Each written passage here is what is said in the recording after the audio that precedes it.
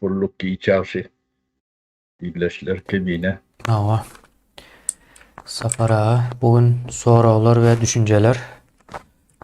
Paslımız iyileşlerimiz bilen o gurrumçilik ederiz. Hem O sorularına kat. hem düşüncelerine ortağa getireriz. Şeylerek bugün yöne iyileşlerimiz hem üşüyençe hem belki şol neme olunca soru verer. Ya, geçen birazrak pulun gurrumunu ettik.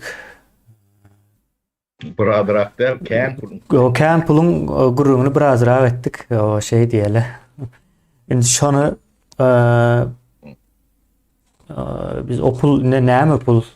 Ne mi etmeliydi o pul bilen sapara? On Merken üstüne çalıp iğmeli kemine. şeyle mi ya da başkaça bir zaten şon gurur edelim bugün bir yarım saat son iyileşlerimizden belki kızıklansa şu oyuncu.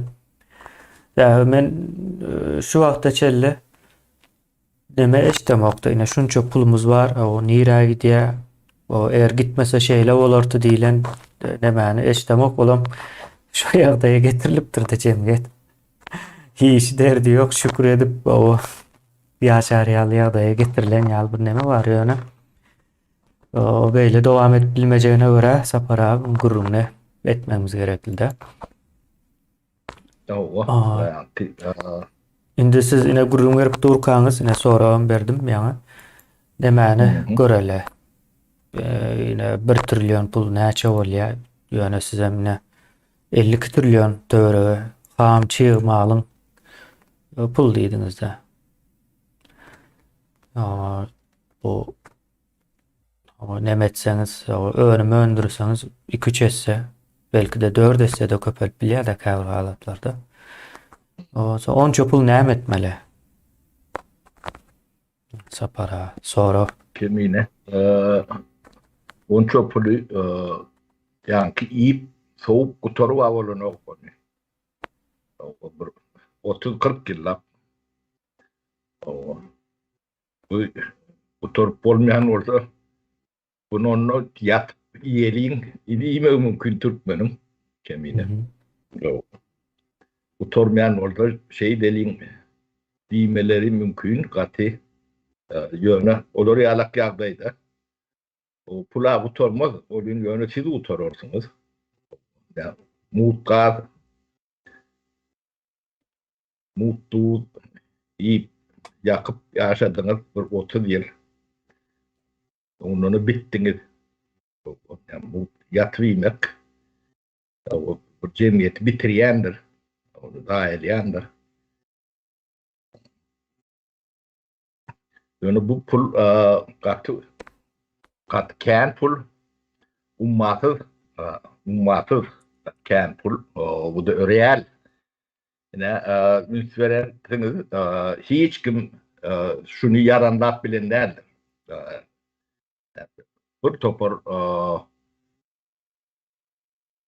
yani şuradan çörü yiyen Türkmenistan'ın nemeleri vardır. Spesalitleri diyeyim. Onun spesialist mi değil mi? Onu son ketkitler ne sorar. Yok bu aydiyanın yalan değmeler. Devlet demesinden. Bu beyle değil. O siz yalan söyleyen. O deyip bilenlerdirler. O deyip bilmeyen olsa bir hakikat bu hakikatlığının bir sorun çeşmesinden alıp hata ediyorsa resmi çeşmeden Türkmenistan'ın öz yeri bilen yeke Türkmenistan'ın değil o Türkmenistan'ı monitoring edip öğren bir topar halkara demeleri var. Onun ortiyet var. Ortiyet yani Türkmenistan'ın tapusunun perde arkasındaki eyettir. O şun yadımızdan çıkarmak biz sonra kolonyası tutup o enteren o ellerini çeken yağlar ettiler. Onu ellerini çeken oklar. Ellerini çeken ortalar şu polisiye dinlerler. Bunu o bu ne hemen o halka ne edip varmalı. diýilen soru olur çykýar. Ondan göre bu zatlar düşünülmezden öň biz Badar iqtisadiyeti diýip kän gurrun etdik bolýan bizim aglaba halkymyz. Bunu düşünen o keni. Biz onu düşünmeýändir beýlem zok. Biz bu zatlar ýöne aňsat emmekşiň ýa-ni orta powmal çän ýüzýär-de. Täbäbi sezim çıkarmakda düşünmeli, ümit düşünmeli zatlar diýip düşünýärdim-de. Onu ýöne beýle däl ekeni bu da ýa-ni Türkmenistanyň ýapyklygynyň we oku bilim eğitim sistemasynyň aýby. O biziň aýbymyz däl, o. Yani birinci klasa, ikinci klastaki derslerin demesini bäde size gurrun vermek, bir tütlük sizi kemsiz diýen ýalyk düşünen soň edem zokda. Düşündirip bilýär, onu ýöne bunu çağlar wagtyndan başlap bilem zokda. O da başlap bolar, onu wagta diýär, biz ömrümüz ýetjek gelle. Şoň üçin ýokarda emmekşiň düşünmeli zatlary o elementar nemede düşünýär dip neme diýär. Kabul edip o netijelerini aýdýarsa, ýöne beýle däl ekeni. Beýlen tagam, onu da biz bunu bir kıyıtlı ýol bilen size düşündirjek bolary. O ne Badar iqtisadiyet diýdik bolyn. Ýöne ýa Badar gözüňe getirýär diýerler-de, käbirler şey diýer eken. O Badar, ýa Badar iqtisadiýatynyň birinji hem esasy demekdir. Ýöne ýa-ni adyny ýeme delil kulak kemine Türkiýede servet piyasa ekonomisi diýerler. Şeýlem? Hawa. Piyasa bolany şonu Türkmençe terjime. Şu bazar bolýar, şu bazar diýdi bolýar. Şu bazar bolýar da.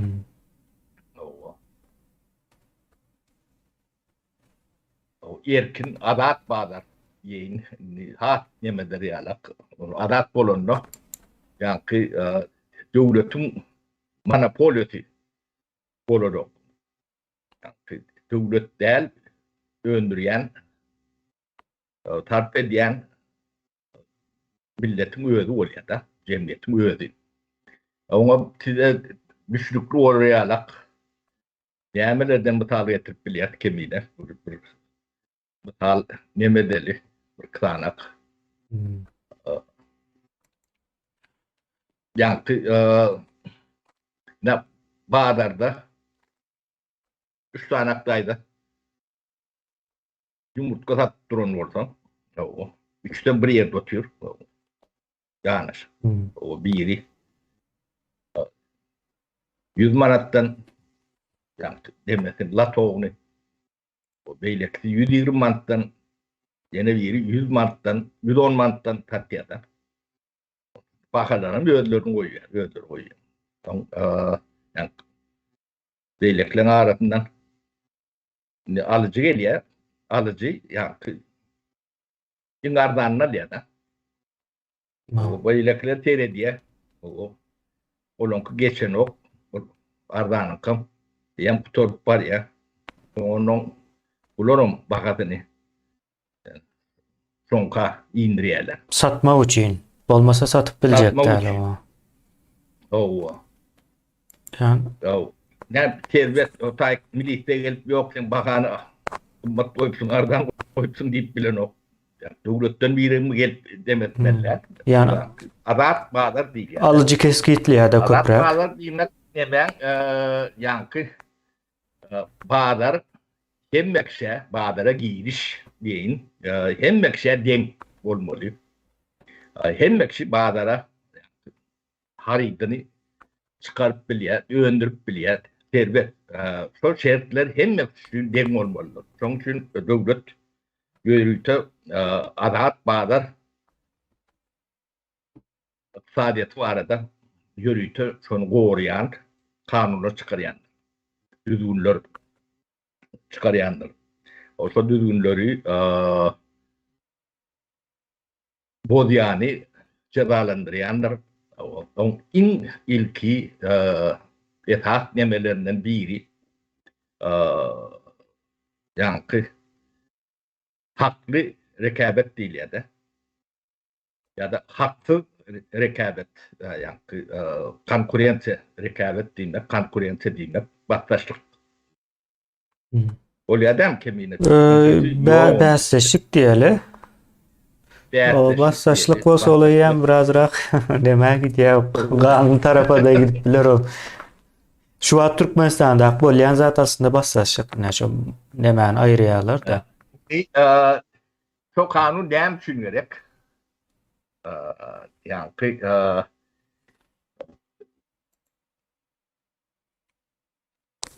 adaletli rekabet düzgünü. Yani erkin alıcı bilen erkin satıcıyını gorama üçin gerek diýsek separa has näme bar? Dogry bolarmy kan diýen. Mümkün heyle bolmaly. Bizde ne görýäňizmi? Bazar iqtisadiýatyny ýaşamamsoňuz, oň nemesini yemeğimize tingdirip bilemiz da. Terminologiýalar Yok. O ne derecede takliyalar bu yemesi sizin günahınız değerler. Ne saatler devletin öz günü katı ulu günahsız. Bu buna bilim sisteması girýändir. Başlangıç kılattan orta okul tamamı yukarı okul daýlary onun halkı bilgilendirmek devletin borcudur. Onun kär şu nemesine değişli kär hünerler bolýandyr metbuatda. Kino, televizyon, jurnal, kitap hemmeti halkı bilgilendirmek için nemedilýän gurallardır. Şu gurallar 30 ýyllap işlenip. İşlemeýäniň sebäbem ýa-ni Türkmen jemgyýetini azat, erkin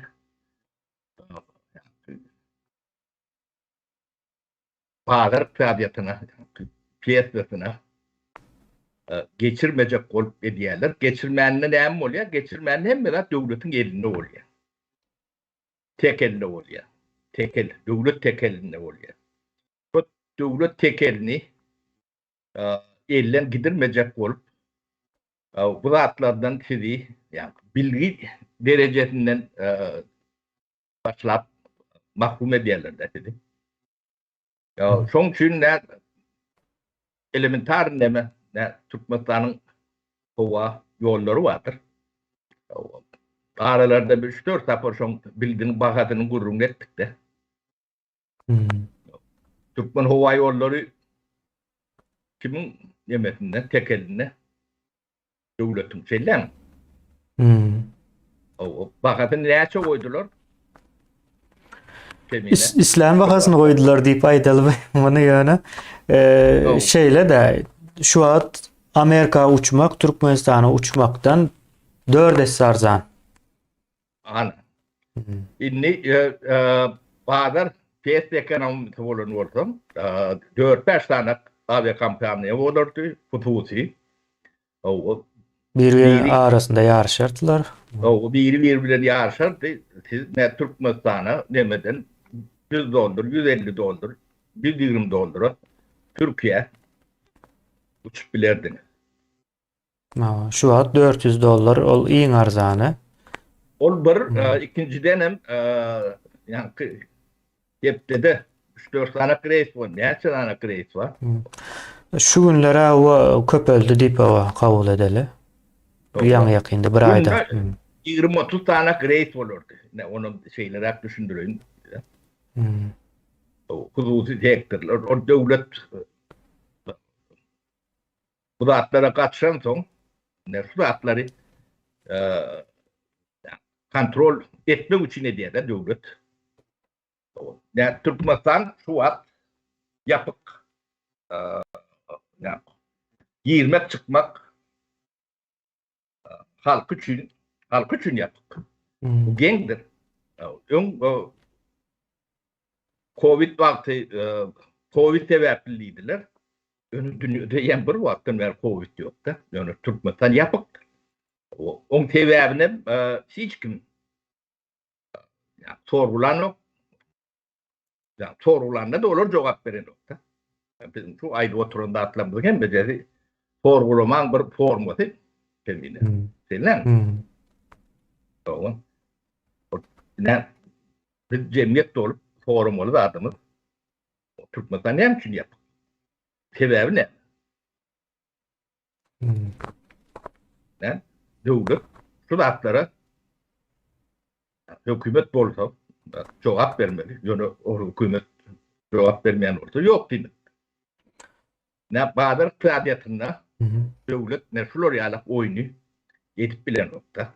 Yani gidecek premierinden yani misalından size düşünüp Florya'lık demek de.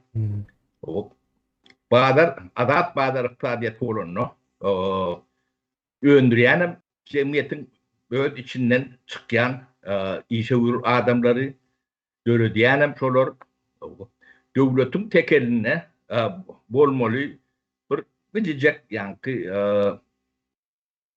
bähreşlikli neme bolmayan sektörler oluyor da.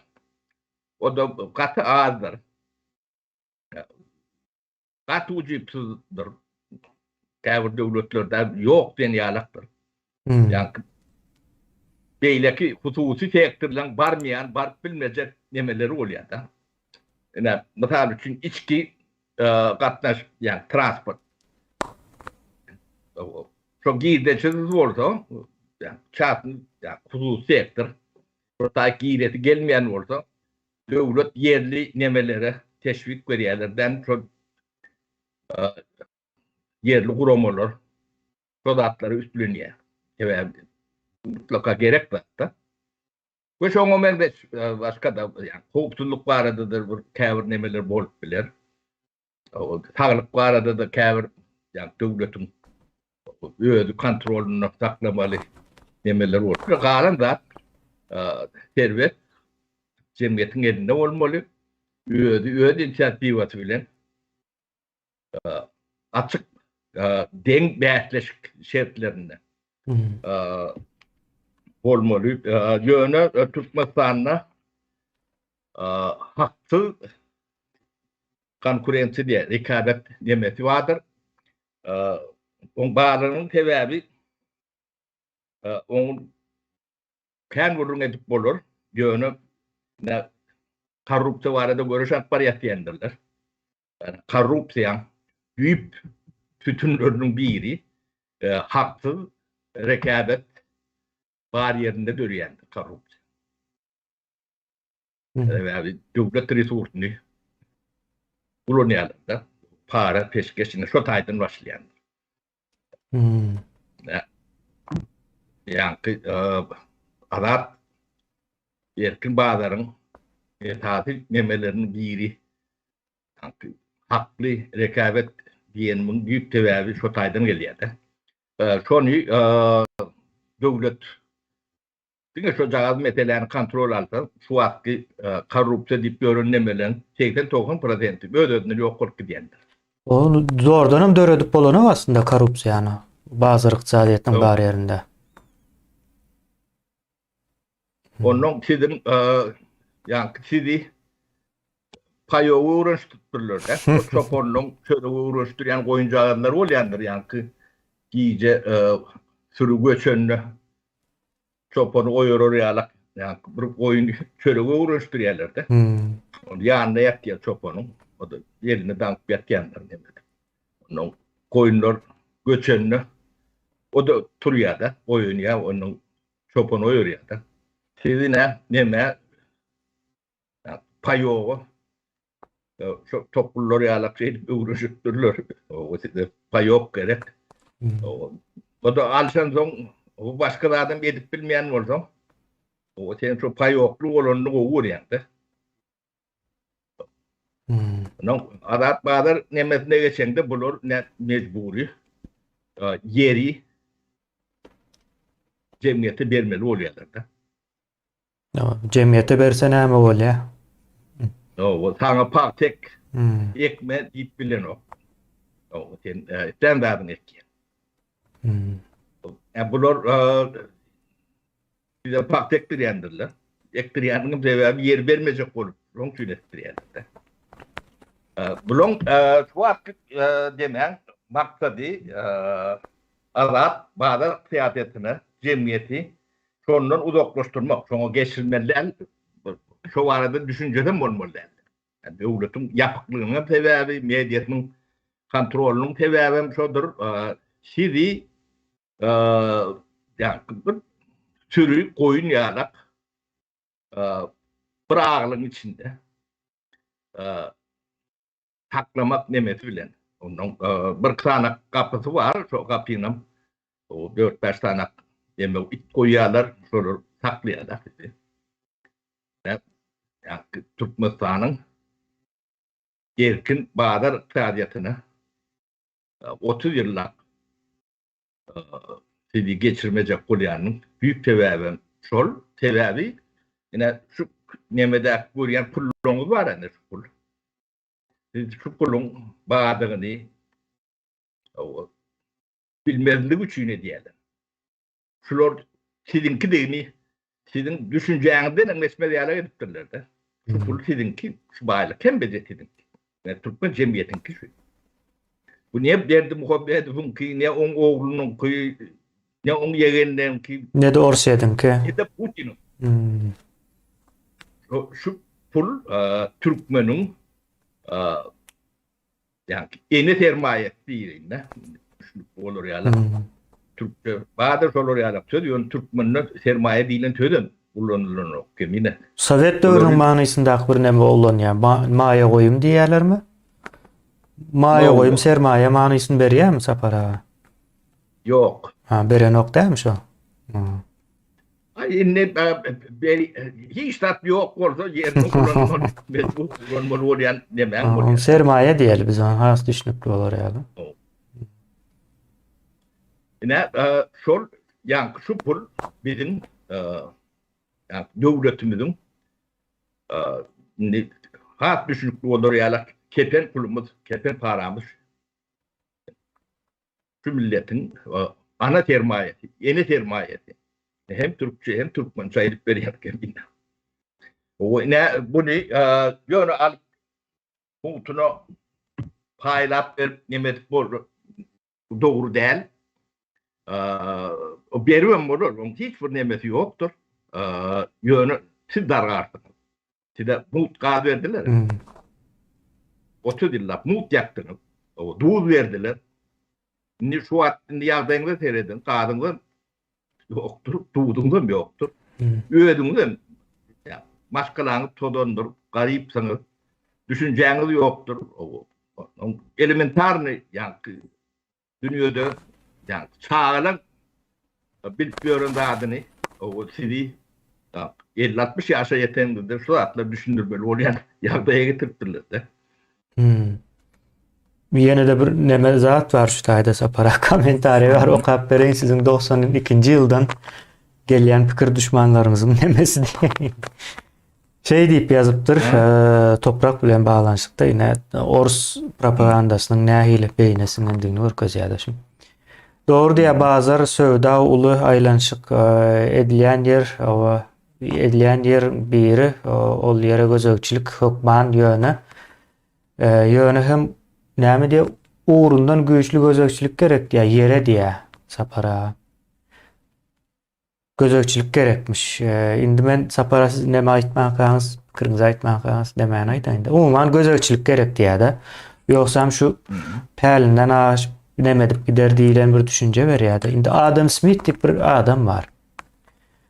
Şu ykdysadyýetin nämedigini bilime dökülmegine sebäp bolan ýa-da bilime öwrülmegine sebäp bolan bir beýik adam. Beýik adam diýen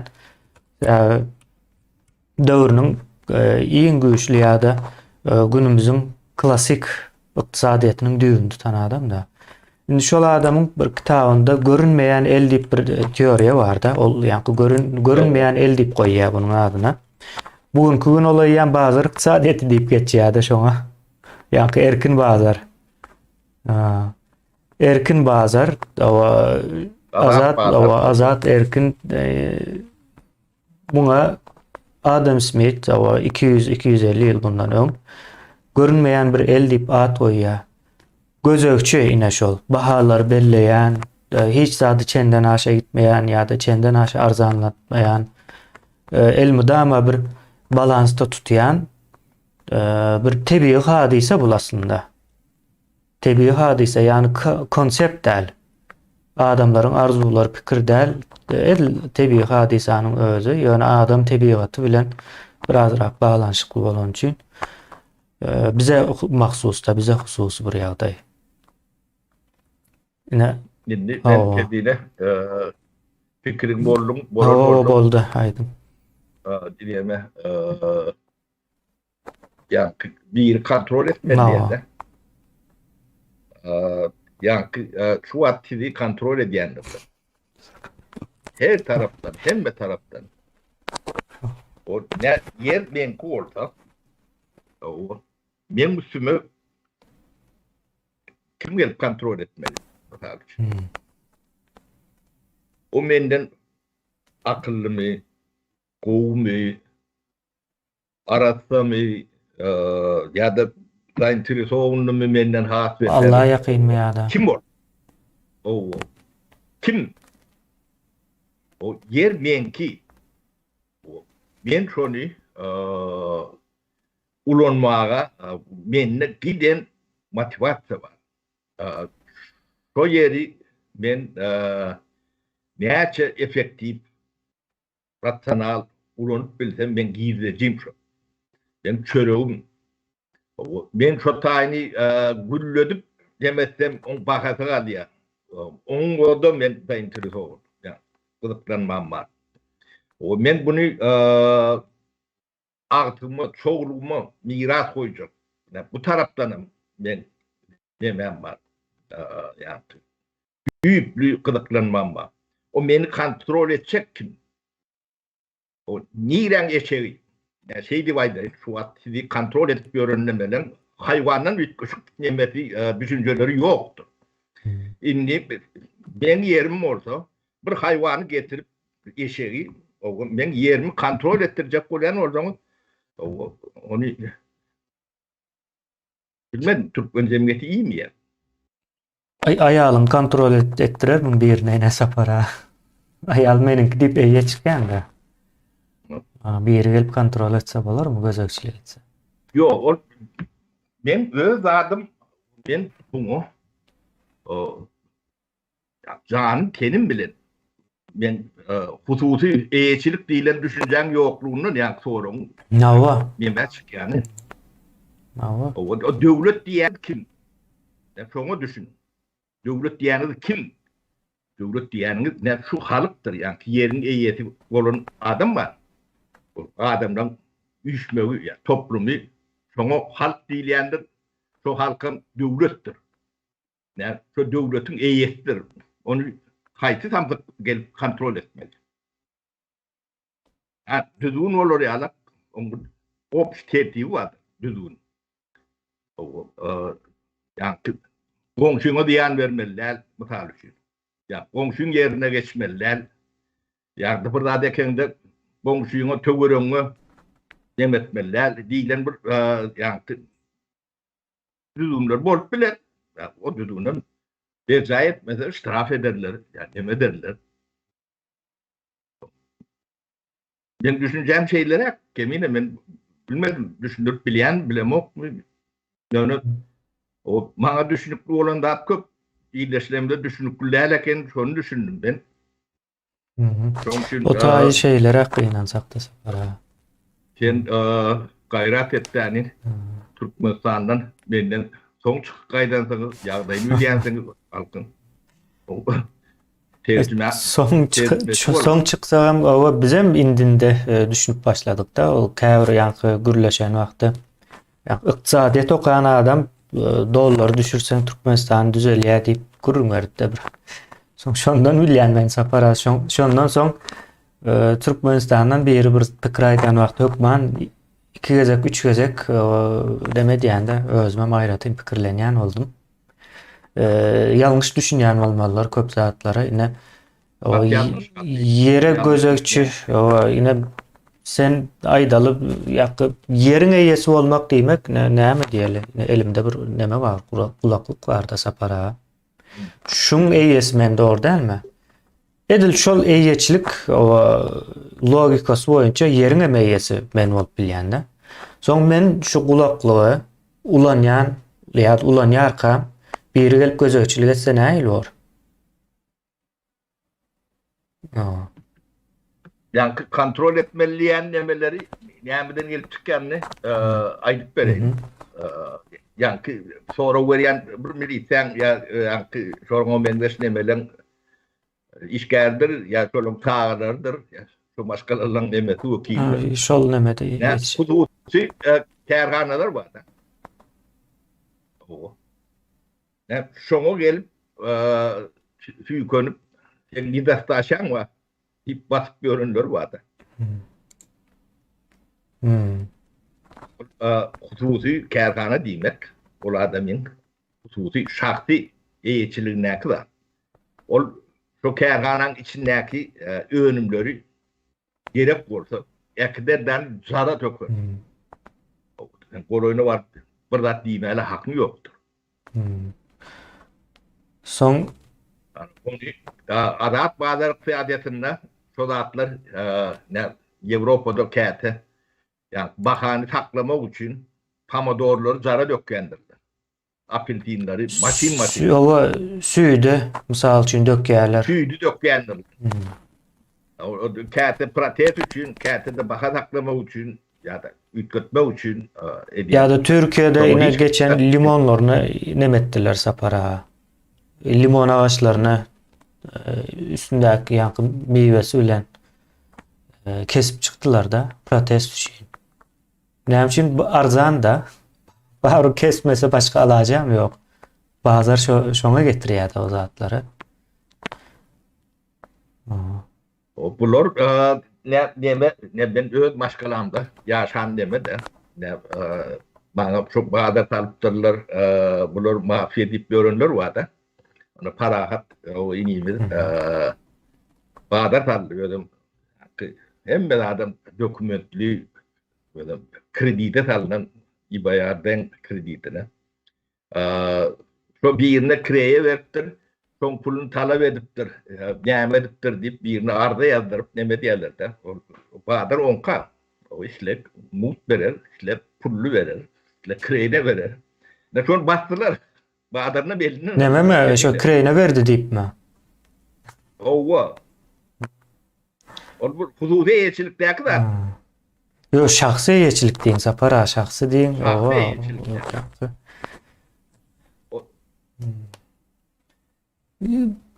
O gaty ýer başlapdyr ýöne. Näçinji ýyl bu? O gaty ýyl 98-99 ýyllarda bolandatlar. Yanlış mı? Ben o vatlar yoktum demede. Onun yönü o yağdayın hem meclisin demedin bilyen. İnni yani paragada mafya diýerler. Bunu alana mafya diýen oklar. Paragada onu eýeti. Paragat diýen paragat ýokmyş. Men inim. Bizim in körpämiz kiçiğimiz. Şu wagtam hukuky eýesi bolýardy elinden alınan bolsa. O şu adam eýeti, o gitjek yer ýokdur. Şu taýy şonu ulanyp beren adamlarym, şu näçe ýyl ulanyn bolsa, on getirýär nemesi bardyr. Şu nemesi bilen ödemeli. No, şol realak nemesi bar. Ine şonu yani sizin kontrol diýeniz şu zatlar etmek üçin kontrolda. Indi men ýene okaýyn sapara. Şol kada kanuny dogry ýöretmegine gözekçilik etmegi gerek bolar diýmek isledim diýe. Indi bulam bir neme, kulağa ýakynrak gelýändir ýöne. Kanun diýilen zadyň nemesine ters gelýär. Ne şeýle bir zat bar da. Yine de o meşhuna geleyin. Ne şunu e, al aydalı ne aldım sapara birinin üstüne attım da kulakta o yankı deme dinleme için ulanamok birinin üstüne attı yani oklayanda. Yine şunda başka bir kanun yani adamın o hukukunu yine bir zarını koruyan başka bir kanun geliyor. Sen attın deyip geliyor. Sen şunu o yanlış olandın deyip gelen ok. Gelende de toprağını. Şimdi bu tayda da bir yerine ağır. hava kemsittin deyip başka bir sebeple geliyor. Yani bu tayda da bir kanun çıkmamış. O çıkan kanuna gözekçilik etmeli. O gözekçilik ediyen hem gözekçilik etmeli. Ona hem gözekçilik etmeli. Onun son geliyor ama bu belli işlerini o. Kanun çıkan vakti hukuk devletlerinde, hukuk yurtlarında halkın isleği, talapları ya da durmuş esasları boyunca ortaya çıkandır. Misal için näme diýeli aydaly bazar gün diýince alış ýerine birinji gün diýince alış etmeýärler misal için. Doğru değil mi? Şeýle bir kanun çıkarsan o bundan soň birinji gün diýince alýas diýseler. O adamlaram ýok, birinji gün diýince almak islämiz ýok. Biz daşary ýurt bilen gatnaşan ýerlerimiz birinji gün işleýär. Soň biziň diýince alýan günümüz olar işleýän ok. Bizi işleyen günümüz olur diýince alýar diýip näme boljak da? Soň bular onu işlejek däl. Soň bu indi kanun çıkarıp bu kanunam zordan ýöretjek bolsaň gözekçi gerek. Ine bunuň ady diktatura diýilýär da ýa-da totalitar rejim diýilýär. Ne ýyldaşlarymyz şol rejimiň içinde ýaşap ösüp ýa kısa parasızyn aýdan ýerimiz hasam dogry bolmaly. Şol totalitar rejimiň düzgün tertiplerini ýerine getirýän maşgalaryň içinde ýetişen adamlar esasen hem şu pikirde bolýar da. Dogry mu kan diýip pikir edýär. Kanun çykýan bolsa o kanuny işletmek üçin bir gözekçi gerek däldir. Eger işlemeýän bolsa o kanun gerek däl diýmekdir barbyr. Näme diýilýär adamyň bedeninde ine adamyň guýruk ýa-da ine nemesi bar da, körçegesi bar. Dogry dälmi? Bular gerek däl organlar ýuwaşlyk bilen kiçelip barýar. Ýene däm o bir näçe müň ýyldan soň ýitip gitjek. Hiç izi galjak däl şoň barda onuň. Kanunlar emel şeýle. Eger gerek däl bolsa öz ýitip aýrylyp gidýär. Sen onu zordan işletmeýär onu. O sapara şeyler hak diýdim özet bilmedim düşnükli boldumy? Näme? O dem gülküýmem tutýar. Ýa-da aýymam gelýär. Halky gaty 30 ýyl ýapyk demede taklap. Gaty aşak neme düşürüpdirler de. Bu zatlaryň gurrungyny ýa-da 50-60 tane televizyon kanallar, yüzlep gazet jurnallar, günne 24 saat 365 gün her bir uğruna yankı demede derecede mektepten başlap yani tadikten başlap yukarı okuyacağınız için günne bolmalı zatlar bu zatlar. Size şu zatların bilgilerini her bir usullu şekilde berip durmalı. Yani bular bunu etmediler, ne için etmedilerin sebebi ne? Ne şular yalak gömük hiç zaten havarsız, cahil, olmamışı görüyt ettiler şunu, bilip ettiler. Yani adat bağdara geçmeden sizin şu ne yeteceğinizi 30 yıl bundan ön sonra düşünüp biz yürüyte görüş hakiki görüş atmadık. Bağlar kıyafetini geçirmeden siz yaşa bilen yok deyip onu şu doğrun adamları bilmedim bir yerleri bağ orada yani bir yer olanım yok mandala kendi bir demeti vicdani demeti bolmasa bu adamdan dirligin ölümün tapawdym yok ölýärler diýäsmi? O namı teyeti, vicdan eyeti adamlar bu zatları göründürler, bilendirler. Beýle Türkmen bu derecede binamızdan bolmalı. Neler? Giden üniversiteler var. Bu şeyle çok içinde bir namı teyyefi birde, ikide, beşte, onlu. Bu da atları o neymiş beyle değil bir halka düşündürüp bilecek. Böyle oluyor. Yok mu? Çıkmadı mı bu Türkmen'in içinden bu beyle bu millet? Nerede yaşayan? Hadi abi gene bu sefer kaytalayın ben yon kan kaytaladım yani yon hem de devletin tek elinde. Yani devlet yetkililerinde. O plan ve sistema yani devlet sisteması var. O yıkıldı, o yok olup gitti. Onun yerine yok. Man bardat döremeli. O döremeli adam yine adat, bağlar, iktisadiyeti döremeli. Şu konsepte döremeli. Şonsuz bolun o. Şonsuz ne Edil Türkmenistan'ın şu yağdayı ne bütün şeyle diyen sorun cevabı şu tayda yapıyor. İnni ne etseniz şu 91. yıllara, 90. yıllara siz dönüp barıp şu reformanı yani yer, toprak reformasını, iktisadi reformanı, siyasi reformanı geçirmeli. Şunu geçirmeyen Türkmenistan'ın Türkmenistan'ın değil hiçbir devletin iktisadiyetinin işlemesi mümkün değil. Siz geday ağlarsınız. Bir prosent, yarım prosent adam çörüğünü tapar. O durum bağışlayınca tapar. Yani in bayağı adam vardır şu an. Kim? Ben Muhammed mi? Şu işinden ayrılanda in geday adamdan biri olur. Reforma geçirmesen hem de için yağday şunlar.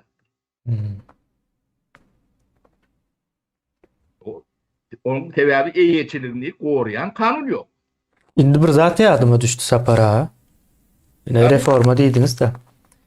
Yine dünya 2. Cihan Urşu'ndan soň bundan bir 4-5 yıl öňeçelle hiç urşsuz, davasız gelip bildi de ullakan urşlar bolmady diye. Şonda ýa-ni dünya düzgün diýip bir neme ýöretdiler. Esasen Amerikanyň demesi bilen. Indi şu at idealar indi bu diye soňuna geldik diye indi täze dünya düzgünü gerek bize diye. Biden geçen ay diýär, bilmedim eşdensinizdir. Okansınızdır. 2 gün bundan öňe aýtdy. Reforma gerek diýdi. Dünya globallaşdy. 50 ýyl bundan öňki global dünýä bilen günümüzün global dünýäsi düýünden başga säýä günümüzde internet aratnaşyk demesi has başgaçalaşdyrdy bunu. Indi has täzerek görünüşi gerek. Yani dünya reforma etmeli diýär bular. O bir yankı şu an Türkmenistan'ın bariyan yeri ne o vansanaki bizim doğumlarına yaşlanmış kedek doğrunu yaşat göründür. Kedekin içinde. Kedek dağlarda yaşayanlar. Albayların televizyonlarda YouTube'da da hatta kan görüyorsanız yerlerinin son görkezmeli olurlar da mecbur kan bir demek görmeyenim olurlar. Ne bunlar Türkmenistan şu tayi ettiler şu an. O ne Aşgabat'tan garan yeri o vatanın yani Gerat o vatanın büyük küçük derler. Ne kelkin toğurun ne oğullarını seyredip görün. O İçka diye dağıt diye oğullar vardır. Ya da köndürgencim oğullarını seyredip görün. Lelinski yani ne adına Pedat koyup dururlar. Ne mi ka guru Aktepe mi? O Aktepe'nin oğullarını seyredip görün. Sol yani o vatandaşı yer titren oğullardan üç kuşuklat yoktur. Ne bütün büyük tedavi şu reformanı etmelikler için başka işler için ne? Şunu ettirmeyecek olup ne edecek adamları halk düşmanı ilan edendirler. Ben sizin halk düşmanınız. Ne için? O ne için de sizi şunlarla gariplikten çıkacak olan için başkaları için ne? O size yer, su o vermek için yani Davut fabriklerin eğitim bulmamız için. Şu ateşler çok kurulan atlarım yoktu. Sapara indi reforma dedik de reform etmek için planı gerek, düzgünü gerek, ondan sonra onu maddi taraplara gerekde. Yani trilyonlara gelecek ol yani 51 trilyon. O dünya ham madde görünüşünün bahası. Diyelim. Bizim şol ham madde görünüşünü alalı. Onu entek Türkmenistan'da işlep önüme öndürüp bilecek. O önümüzdeki 10 yılda da belki doğal çıkmaz. Indi o şu trilyonları Türkmenistan'ı dikeltmek için ne hile ulanıp olur? Ulanmalı mı? Değil mi yoksa? Deme. Ne şol bizim yeni sermayemiz. Indi yani işe başlayacak olanda sermaye gerek. Mava. Hiç yalana zenin bilen iş saat edip olayanlardır. Bilerdik. Ne şu sermaye yeni sermaye. Şu sermaye hiç vakit adırmalılar. Yok olup gitmeliler. O sizin kazanacak adınız. Bu sermayenin size ulandırır. Bu bizim kepen paramız. Aslında sapara siz bunu Türkmen mallarının üstünden bir gurur mu verdiniz? Şunu kayıt alırsanız aslında şu düşünüklen olur mu yani? Ene sermayen nämedi? Reform edemizde ene bolya ben onu şu takip edeyim. Ne bir mallarçılığı hem de ekstrem edecek. Edip başladık. Mallarçılıklara da bir kanak demeni epizodu gurur vereyim ne. Ne 1992 yılın 1. yanvarına 2 milyon tane tığır var. İyi şaklı mal var. Takminan aygen bu. Kan adam olup bilir. Yani şu at yarma. Bol düşünük. Onu teze düşünüp bu olur yalak. Ben bir sifra etmezden. Yine şu mal ortada ene sermaye. Şol hiç vakit adamlarım değil. Karramalım değil. Ölmülüm değil. Kesilmelem değil. Sonu nerede olun ya? Sonundan 100 tane tığırı men kemine veriyen. Başkalarına. O kemine veriyen, şu şert bilen veriyen kemine yine sana 100 tane tığır. Şunu sen 5 yılda bana gölü bilen, yaş neme bilen iyine veriyen. Ya 100 tane versem oldu. Alanımı izine veriyen. 100 tane. O yılla sen 50 tane, 30 tane, 60 tane okuyumu vardı. Yani ne çok öpelip bilsem olam özüne var ya. Böyle al yanında. O yani sen 5 yılla iyine vermeli olsan yılla 20 tane gölü vermediler. O ben o 20'ini alyan. Onu ben durda da verdim, berde de verdim. O yum tane kemine alaka yani 2 milyonu 100'den paylap çıktan ne tane deme olur ya. 2 tane deme oluyor da. Fermer oluyor da. O şolordan ondan alıp yine de berde veriyen, amana veriyen. O şey aylan dur ortada şol 2 milyon hiç vatadalanır. Ne son edilen olsa şu an Türkmenistan'ın mali o 2 milyon 50 milyon mal olmuş. Bunda bu 51 trilyonum şeyler işleyecekti. Bu da ne yani 52 trilyon. O size koloriyalak derecede yani bankların üstüne kredi almalısınız. Kredi devlet projektini nemen veriyor. Kreditin demede siz kazananınızı yani katma değer üstüne koşup çok katma değeriniz sizin demeniz. Siz yani 51 trilyonun 1 milyon alan olsan 1 milyonu idine veriyen. O 51 elmide ama yemeğin içinde işlep tuttu. O adamlar o sebebi sizin artıklarınız, çoğuluklarınızdan çoğuluklarınızı demetmeli, yetmeli. Onun için kutorp bilen o sizin yani Türkmen dilinaydan da kepen para. Yani bu devletin bekatı. Adam düşündürün çok ana sermaye şu. Köpülmeli yöne aranmalılar. Şimdi ben neme? Şov üstüne katma değer. 2 etti, 3 etti, 4 etti, 5 etti. Katma değerli nemeler var. Bu çıkmalar. Bundan yüzlerce, milyonlarca ütköşü önünde çıkıyor. Sapar aýynda meniň kellem başga ýerlerine de gitdi. Bunun bütün tutuş ýurda el alanynda diňe ýa-ni bir mal bilen çäklenen nokta gatykän zat bar. Bu ýa-ni göze görünýän, görünmeýän, iýilýän, iýilmeýän. Bir ýöne düşür ýalak mysal getir. Indi men aýdýan şu an Türkmenistanda bir giden maşgalalar ýykyldy. Bu maşgalalaryň ýykylmagynyň bir näçe sebäbi bar. Ýöne esas sebeplerinden biri şu maddi yetmezçilik sebäpli daşına çykyldy. Mysal üçin öý gurmak üçin ýa ýene näme üçin diýip çykdylar ýöne. Öýem belki gurulanlar hem bar. O içinde öý gurulsa da gurulmasa da maşgalalarynyň köpüsi dargatda. Indi men türkmeniň maşgala gurmasy üçin birinji öý şerti bar Sapar abi. Maşgala birinji maşgala näme diýerler, soň öýe geçýärler. Şeýle bir zat bardy. Indi şol 51 ýa-da 52 diýdik-de, ýa-ni 50-ke ýakynrak boldy demesem. 52 trilyon o pul bilen ýa-ni adamlara şu maşgalasyny täzeden dikeltmäne ýa-da täze maşgala gurma şerti bilen öý gurup belki de ýene iş edinmek üçin hem bir kredit ýa bir mümkinçilik berilse nähili bolar. Yok var edilýär. Ol ýa ene sermaye eline bolan ýa bu hazynaň eline näme hazyna öýe bir bähbidi bardyr. Hazyna da sizinkidir halkyň. Ýa puly efektiv ulanmak üçin ilk bir ilmli, bilimli, hünärli, kärli adamyň bolmaly. Onu hem yetişdirmeli. Ine hazyna şoňa ýatyrym ýapar. Adama, insana ýatyrym ýapýar. Ýa-ni maşgala diýmegem şo insanyň emele gelýän ýerleriniň ojagy.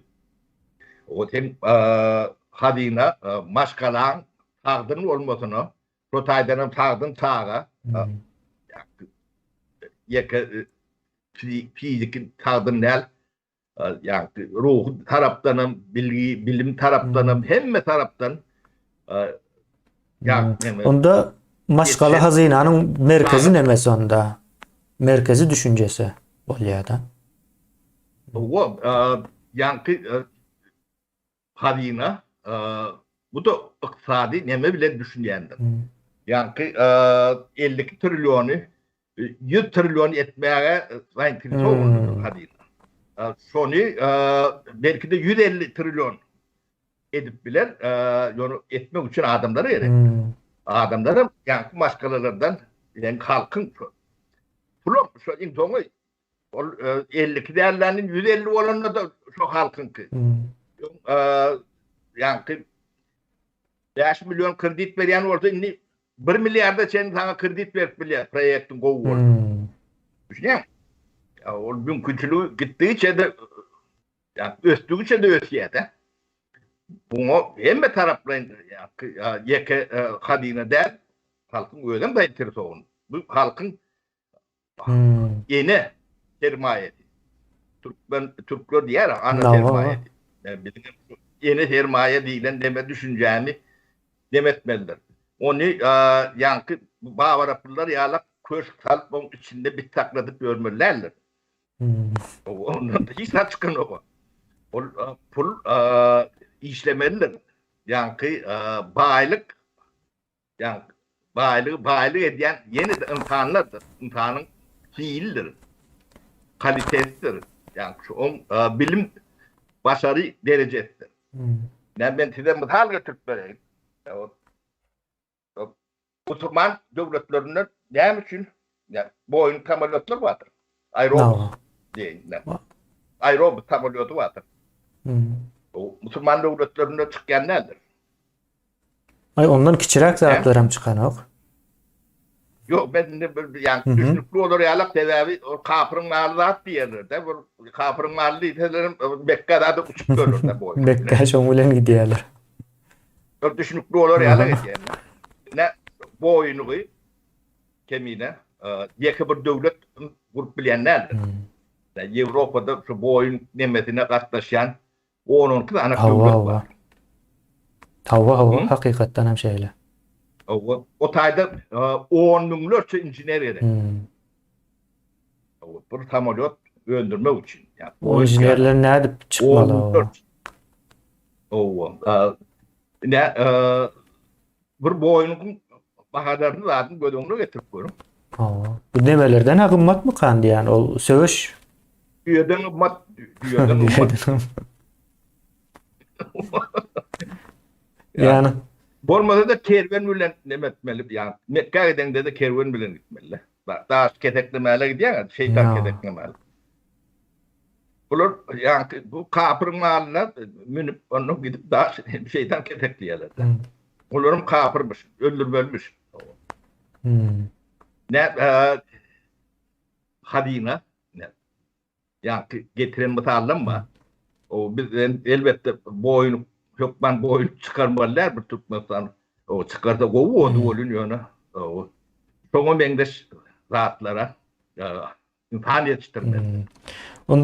Onda ben şeyle de bir netice çıkardım. Şu bizim hazır aydan 52 trilyon pulumuz aslında hazine.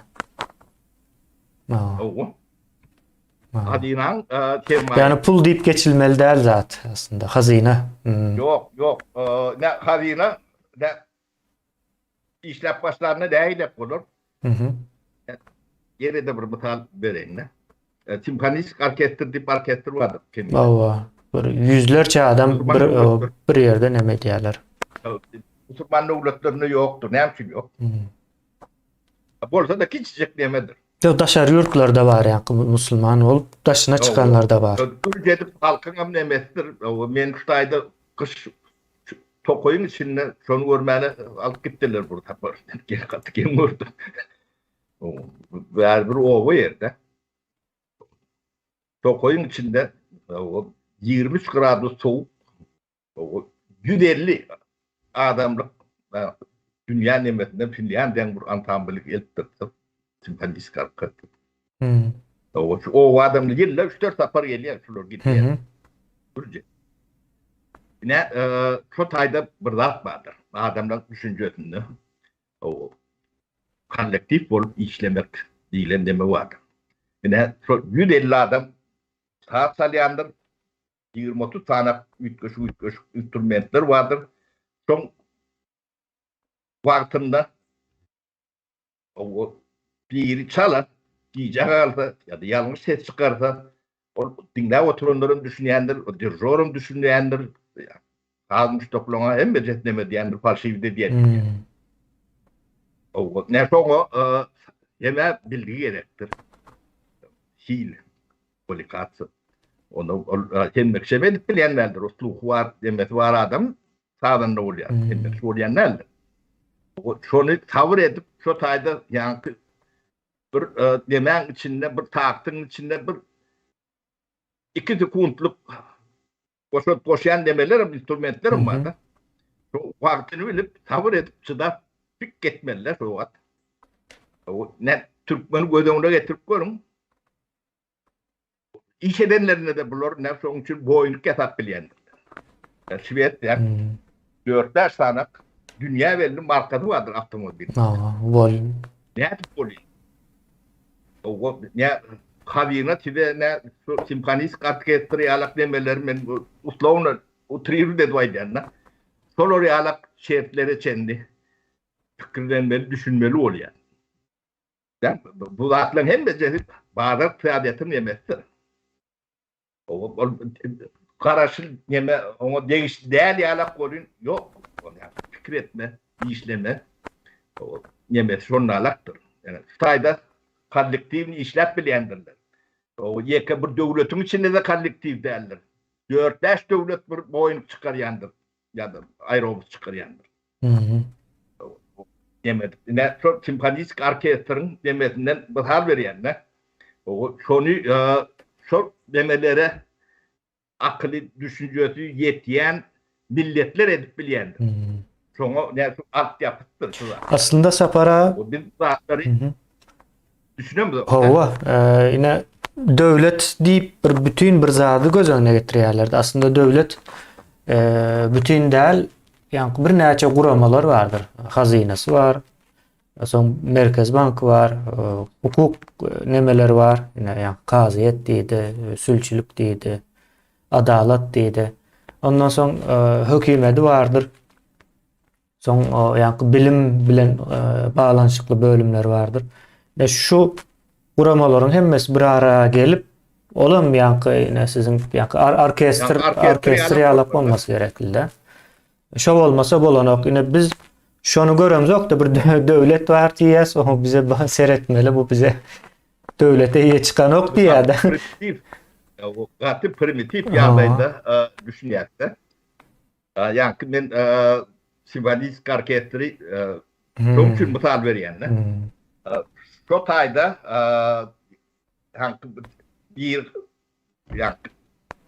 kanun ýylanda dirijor, taýyjy bilen şey diýende bar. Ne şol. O ýalňyş ýaram bolsa ol bilýär. O täwäbi ýemedi. Düzgünü bilýär-de. Ýöne onu türme basyp görün o dirijor.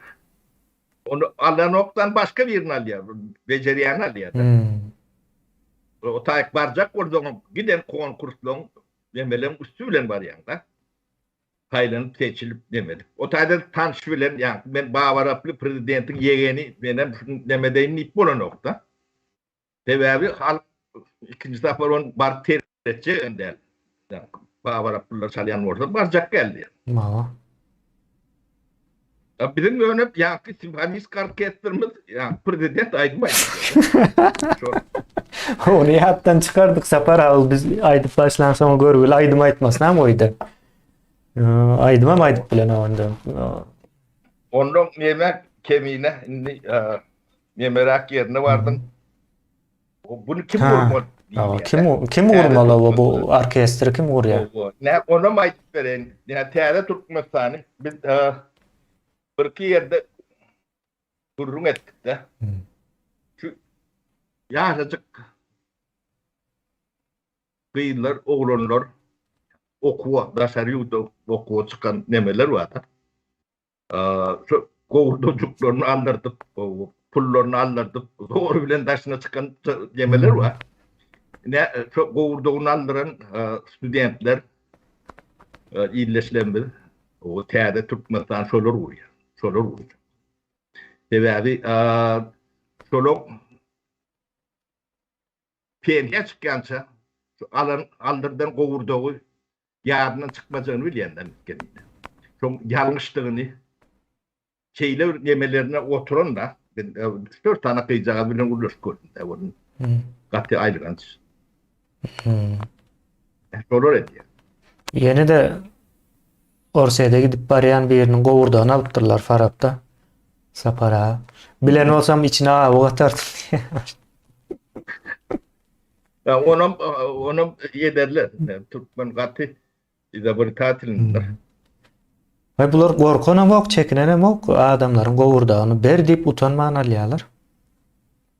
Ana bazar tabiatyny geçmeýäniň kontrolynyň nemesini. No, ine gözökçiler şol. Kontrol gerek diýipdir.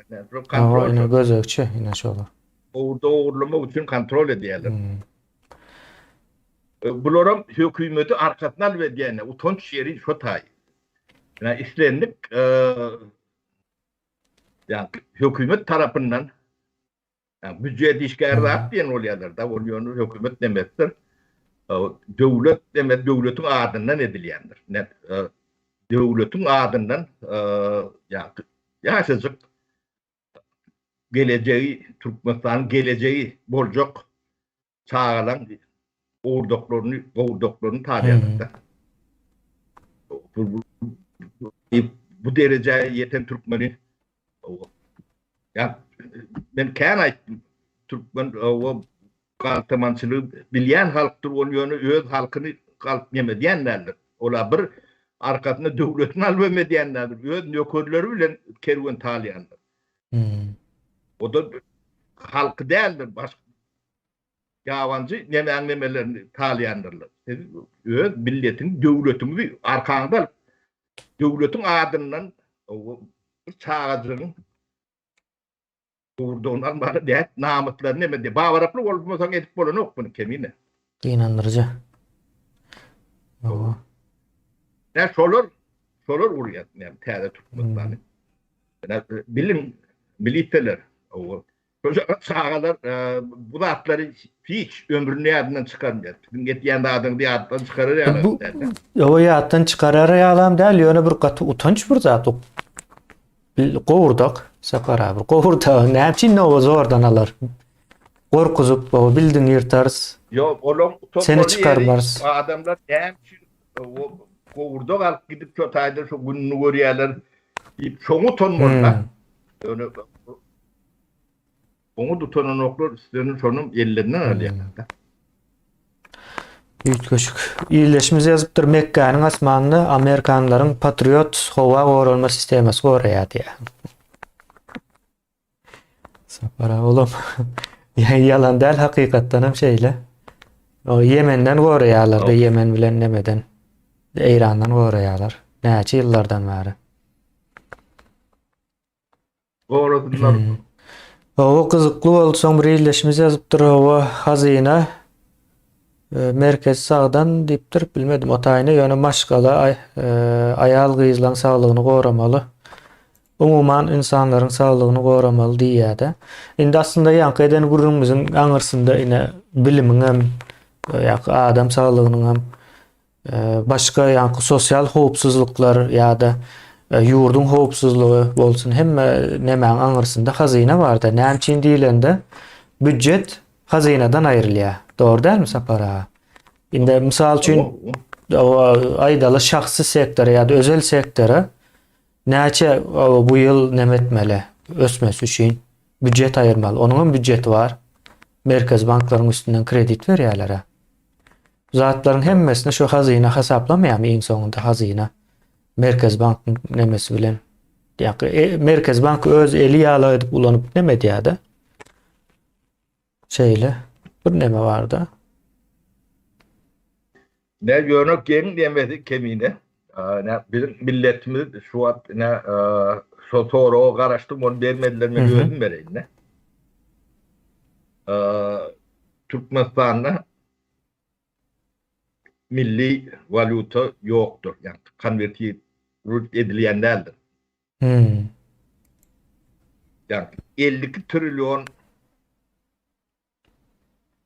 sermayen bulur da hani sen o valutan ne? Onda o bunun pulları nirä gidýär? Ya satylanok ya da o pul direkt gidýär. Iki neme çykýar? Ya satylanok ya da gönü bir yere gidýär çygymal görnüşinde. Şol ýöne bankın içinde girip çıkýanam bolsa yani pul konvertatsiýa bolmaly. O näme yani banklar işlän ok. O näme şu kurs var. Yani sorulun hem bejetin jogaby yani 52 milyardyň trilyonyň o trilyonyň bawara pullerlik yemedi ýerde. O pullar belki de şu at yani kim ol ortaýa nemesi var da samolyotda yani Prigojin mi? O çıvakalarını finansirde diyendirler. Belki de yani Talibanlar finansirde diyendir. Belki de Al-Kaida'nı ya da IŞİD'i finansirde diyendir. Yani şu 50 milyar trilyonun nemeti şu taylardan olmalı. Türkmenistan'ın içine girmeyen oldu. Bir yerlerde bir iş edip görün olmalı. Ukrayna'da uğraşıp göründür. Ukraynalara karşı. Aynı nemelerini bu yani bu yeke diyani Türkmenistan'a da deme diyenlerdir. Dünyanın giresine çıkacağım belli der. O Sapara bu aydan nemäňiz gaty o çylşyrymly bolandyr. Munyň üstünde bir çykyşam etmelmi kandi yani şu iki kursun barlygy we dollaryň ýoklugy da dollar gytçylygy bar. Aýdýan ýurtda 2 trilyon dollarlyk neme var? Resurs var. Bankta da pul yok, dollar yok. Yani dollar ne deňeşdirme üçin ýene bir zat aýdaýyn. Ne Kazakistan Türkmenistan'dan näçesi ullukan? 3-4'esi. 4-5'esi ullukan territoriýasy. O halkam näçesi dawam kan diýär. Yo. Kazakstan'ın yani neft rezervi Hı hı. 45-46 trilyon dolar demesinde. O bizim Kazakistan'ın kendi yönü biz tanımı da 5 etse aldı. Hı. Demek oradan biz 10-20 metre bay olmalı. Hı. Yok. İnni olur şundalık yönü halkın 70% işti. Verdi de ne çok 50 trilyon internetim yok. Şu trilyonun en son sıfırı var da. Son yine de yani son bölüp otur koyup iyidine bir dokunduk o yanda. Sonra bir yartın demeden de Türkmenistan'ı dur şu internet bilen üçün etip oluyor. Hı. O ne yok. Ne demen. Doğruken ben halkımdan ne sol oraya doğru olur. Araşyanla. Bir yani, milletin içinde bir zatlar vardır abi. Elementar zatları düşünen. O neymiş? Hı. O sapara bar olma mümkün değil biz ona. Aa. Yol çıkmayan orada yok Aa. olmalı. Ya da onun başka bir sebebi olmalı. Hı. O şol nemeden o su içip görenler olmağı mümkün de çeşmeden. Şeyler bir yağdaylar vardı onun. Hı. Ya da içerinde tamam edip böyle olmakları mümkün. O ayarlar kontrol ediyorlar kemiğine ona mayda diye.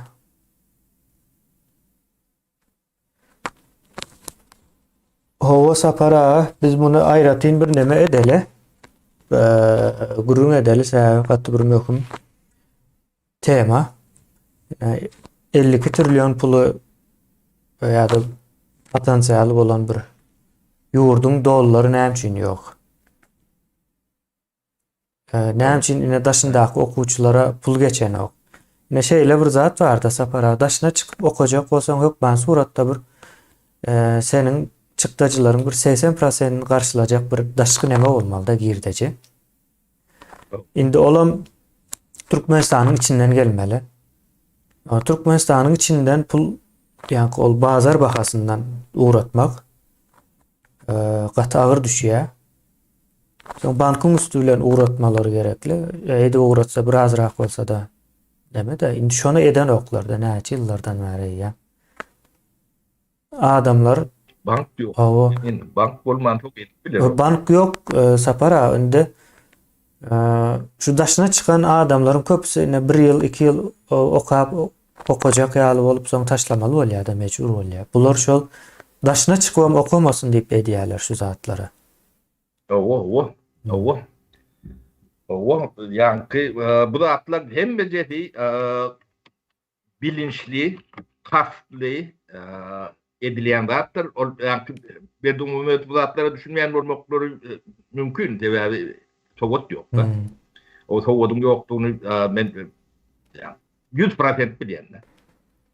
Yani bir Muhammedov'un kursbaşı Hı var. hı. Yani, men kursbaşımın inti. Hı hı. Bu arada şeyler hikayeleri var. Ne diye ağzına mı yazıp bile Aytmalar. nokta diye mi? Yo ben ne şu bir salamati alak 10 sözlemden yanlıştır. Türkmençe bir zat yönü yanında bu olmadı birini yazdırır diye de. Yazdırıp kon yaptığında Şeyler olmalı. Gürleşinlerin belli onun. adını yanlışını yazsa da ben değişik koyuyorum demek durumlar var. Hmm. Doğru. O da. Aa. Ben yeme kemine ben şu toğurun adamsı ben şu oğlan bilen durşuyla. Hmm. hem nimetine çendi. Tarihine çendi. Ağırdan geliyor.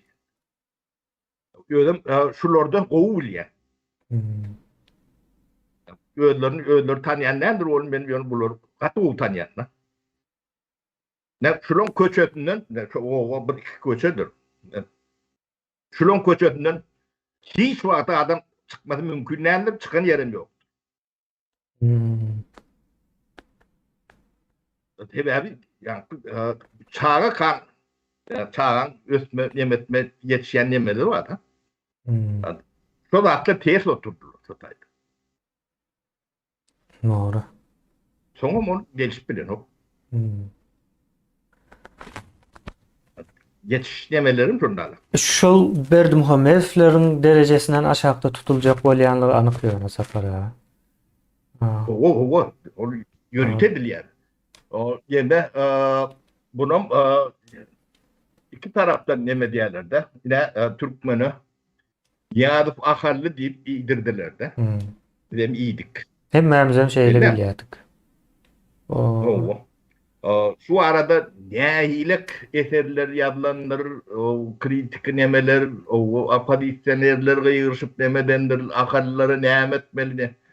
O Türkmenim de hala kendi yalnız mı son görüp dursun. Yok, bir damcı nemetinden ahallı nemet tapıp bilseniz, ben hiç tap bilmedim. Yok Türkmenim de hala kendi. Türkmenim çıkmaz mı kan? O ecete Kürt, hakikaten kimdeki eceti bilmeliler, onun eceti o dünyada. Yo yine Suud'un kararının doğulu nemesine havara berdik Sapara. Belki sizin havarınız yoktur. Düğün verdik mi, şuun mu verdik benim yadımda yok. Öne çıktı şol. Yine içinde yazıya da yani o Kürt maşgaladan gelen ondan sonra içinde gurumlar geçeceği de yine Kurban Sultan Ece oynaşları geliyor son içip kıyırışıp başlayan ekenler komşuları barıp çağalarını alıp kaydayan ekenler öyünden. Gel bizde kal bu gece deyip. Ece şeyle adam eken de. O Suud'un kararında yazılan zat boyunca diyeyim ben bunu. Yazıptırlar yine. Kimin yazandıklarının amaatları var şu tayda. Biz yazamız yok. Bu yalan zatlar hem de dokumental partizan zatlar. Ben bunu utanıp çıkaramam. Görüp giden adamlara nemet nali elbette mi olsa nemet de olsa. Yo aytmalı. Yönüp yankı şu akarlar nemetti bulurum elbette deme diye nemet deyip yankı tribalizmi nemede taklama için neme diyorlar da. Kodru oynayanlar. Bu da yani Kranisk neme öwürlen o tribalizm birden çıkıp gidip bolyan derler. Bulon nemeleri şu görücülük adamların içinde 70-80% şu kesilbilen kartik nemedendir. Yani tümklerine yetenler. Kana öyle de dursun.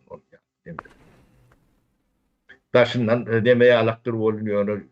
Tribalizm. Bunlar iyi gelip aslında şeyle de bir zat var Sapara yankı. Yine Oğuz deyip bir güçlü bir devlet kuruluşu vardı da doğru değil mi? Oğuzlar deyip aydı.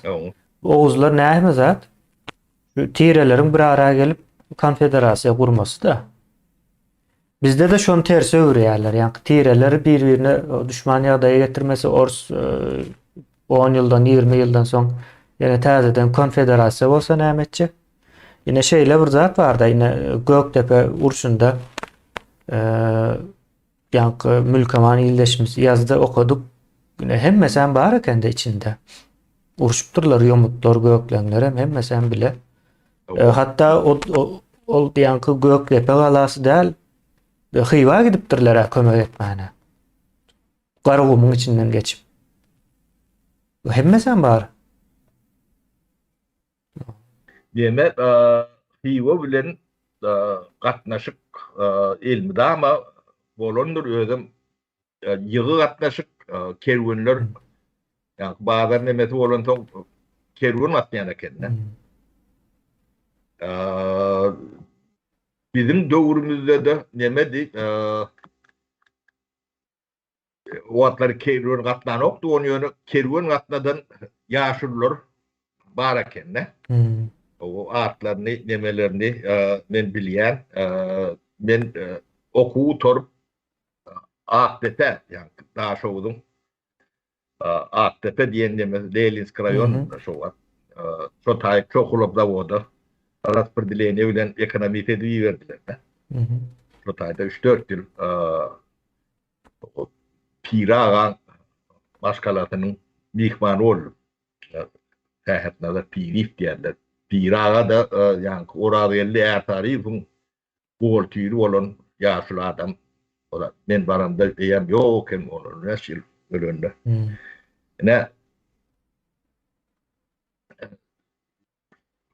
son yemeleri gurrunçy diýbek edip nebeleri var. Kardeşleri var şu gurrun berýärdi. Onun gurrun berýän adamyny men tanýan, o Amanylla diýerler. O nirden tanýanyňyzy diýsem, bize diýer her nemeden de mihman bolýar. Ýa kerwende gelýär. Şowda etmäle gelýän ekenlerde. O Amanylla da ýalkym kalkoz vardır. Ýalkymyň kalkozunun adyny şu wagt ýadyma düşenok.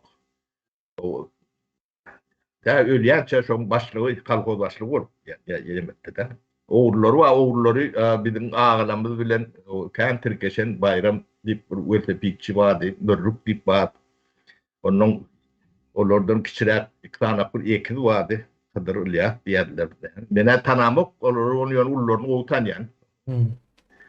Ne şol adam ne ýaşkan o kerwen başy bolup o kerwen lik atýan ekenne. Kiwa diýmek Daşow'dun wagt könürwejik berýän. Ýa şo hazırky Daşow bolýar. Ya aýtjak bolýanym Sapara bu tireler ýa-ni her kimiň öz o tiresi bardyr. O her kimiň öz owasy bolýaly. Ýöne bular elmydamada konfederasiýa bolup bilýän nemeler. Uzak däl. Aýratyn gören oklar. Yeme kemine yani Türkmeni ütköşük bir nemesi vardır bu. Bunu öz erkine göversen nemesin yani genetik potansiyeli katı köküldür. Yani tirelen nemesi köküldür. Tarihim katı anırdan gelýändir. Onu bunu şert öğretsen yılda şu şerti ortadan aýrypdyrlar da Sapara. Yani şerti ortadan aýrypdyrlar da şu orslar. O şerti şonu kontrol edýän ekenler. O ýa bir-birine düşman ýaly ine Niyazovdan başlatdy bu iş. Ýa bu häzir gurrumuz. Ine Niyazowy hamala bir tira bagladylar ýa-da bir taýpa bagladylar. Ine şu taýpada beýlek taýpalaryň azaryny berýär diýen ýaly bir ýöneköy o çağanyň logikasyndaky bir nemeni orta okladylar diýip bar eden zatlar ondan has çylşyrly bir waka bu. Şeýle. Yo tavetde urunada bunu şeylere kullanılır. Ne Kapurov tip o çerjogdan nemedip onun şu çerjoglu demeli dip o kadar nemesini şu doktordan nemettir. Bu oyun gatı bu doktor oyun gelýär. Yani tavet nemesini dikellerinden bäri bu oyun oýnarýan oyun yani döredjilik demänem şuňa yani metodologiýasyny yani çeýnäp nemedip duran demä öwürtdirler. O öýjü şu taýdan yani ideologik nemeti şu taýlardan çykýar. Sapara şu taýda bir neme geçeli bu gurruna aňyr bär etdik. Aýallaram kontrol edýärler diýe onam gurrun berdiýär-de indi men bir zat ýadyma düşdi. Ýakyn wagtda jaň etdi, belki de 2 hepde 3 hepde bolandyr. Bir illeşmez jaň etdi, gurrun berdi. Ýurduň içinden Sapara. Oğluny görmäne gidipdir. Türme, tutsahana. Soň Şu diye hem yerimiz bağırladılar diye içimize çeldi. Ben düşün diye içimize bağırladılar diye. Bir katı ağır bir zat bu diye bu neydi? Baba bu kaçana çel devam etmeli deyip şey gurrun verdi. Şeyle de fırsat bolup bilir mi diye de yani bolup bilir mi ne? O soralı. Bağırlayanlara da olur ama işte dur. Neydi edip bilen bu zatlara?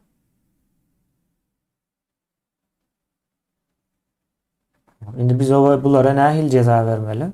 O ceza veriyor ama o biz olmalı. En sonunda görünüşe uğrayan şeylere. Yani bağırlama olun ne kurban ağa gurrun Hı verden. hı. Yani, Elden geçiriyorlar edip evet, bilseler o. o ellerinden geçiriyorlar. O da atlarım dedik Hı görenler. Adı bile verdi. hı. Bu yankı kovurduk talap bir ürünün etmeyecekler de yoktur Hı. kemine. Ödem şonu ediyen, ettiriyen demelen demeti yoğum ayttım yine bir tapar gaytalayın şolun 90% ağzından 90% Polisiya Akademiyası'nın uçurumları şu tay yetiştiriyen şu zatları o bir onun bu zatları görmeli gündeme çıkarmalı devletin bir topal kuruluşları var. Yani, meclis yani. Ne, biz şu zaten ayrı oturuyoruz. Gündeme çıkardık da. Şunu bir saattan sonra meclis gündeme çıkarmalı. Onun borcudur. Son halk maslahatına varmalı. Şu tayda yani, devleti derzana getirmeliler. Şunu etmeyen ortalar şu adamları atıvermeliler. Sebebi şeriktirler. Şu işlen hem meclisinin kaptanına bağlıdır. Günahı şu edenden onun hatun lokandı. Hı. Sebebi devletin ardından tereden okur. Bu edilen zaten yani devletin adından ediliyor. Yani ayalı bağlayan orada ayalı kadındı. Utanman. Devletin adından ediliyor. Biz bunun adını doğru koymalıdır. Ama devletin adından edilen orada demediniz cevabını devletin kuruluşları asaktır yok ortaya çendi. Demetmelidir. Türkmenin bir naklı vardır. Yani talancı diye de Hı. karakçı yani hükümdar Göz yummasa hava. göz yummaz o karakçı Sağlam. talancılık edenlerdir diye Hı. de. Yani bu adın emeti taşa gidip yani çılşırmlaştırıp düşünmediği yerler et görmüyorum değildir. Hem de düşünüp gülür. Hı. Ne Türkmenistan'ın meclisine oturan adamlar vardı. Hiç rahat etmediğim vardır. Katil cinayetçidir. Şu demeni yani kalvata diye Orada. kovurduk talap bölümler Hı. vardır. Tolong günahın tolong üstüne oturun. Evet, o görünüp durun bir adam ki adam eden o 10 yıl lavet görür. 15 yıl lavet, 20 yıl lavet görür zaten. Hı. Oradan bir şeyini çıkarman oturuyor. Bu da içine geldi. O kadar jurnallar var, televizör var. O O ne televizyonda aydın nere açmaz yani. Bu dolanıyorlar zatları var. o zatları. O mektepte de ne muallimler yani Samsun Patriot'un orkut bölmelerinin şu zattan gururun etmeli. Hı. Çağları öğretmeliler. Şu zatları şeyle olanlar ne? Şunu realak hareket etmelisiniz.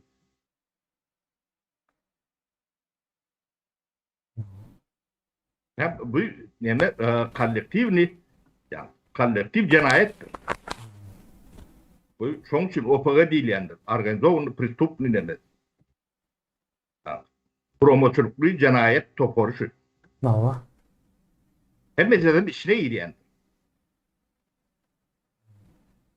O yani Bağдар iqtisadiyyatın devam edildiğini çok bilimli adamlar bilmeyen orada olan günahı değil onu de kimden sorumluluğunu ayrı oturuyor. Mektepten başlap da üniversitede çendi. Metbuat işgärlerini çendi. Şu atlar yine şu bizim edip oturan adamımız var. Düşündüğü işini getiriyor. Halkı bilgilendiriyor. Efendim. Şunu men jurnalist diyen, men metbuat işgäri, men näme diyen şolong borcu. Ya da men meclisin vekili ya da matlagatın heyeti diýilen orada sizin borcunuz. Edip oturan adam siz etmediler. O sizin 30 yıllık etmediğinizi bir kirli etip bilmez de. Bugün ne edilmeliler? O bir yani güneş enerjisi bile ne diyet bunu? Başka bir adam demedi. Kimine? O turva getirmeye bağlamadılar entek. O bizim hiç bir yerimde gaz bağlı, yani bağlı turbo da yok. O güneş panellerinin gücüyle ediyetler. O ediyorum da. Yine O bu da halka beleşe öğrettiler. Gaz verip, mutluluk verip. Hem de beleş olmalıdır. o sapara beren ne şu muhut gazı näçedir ine. Şu wagt muhtam däl de. Ha?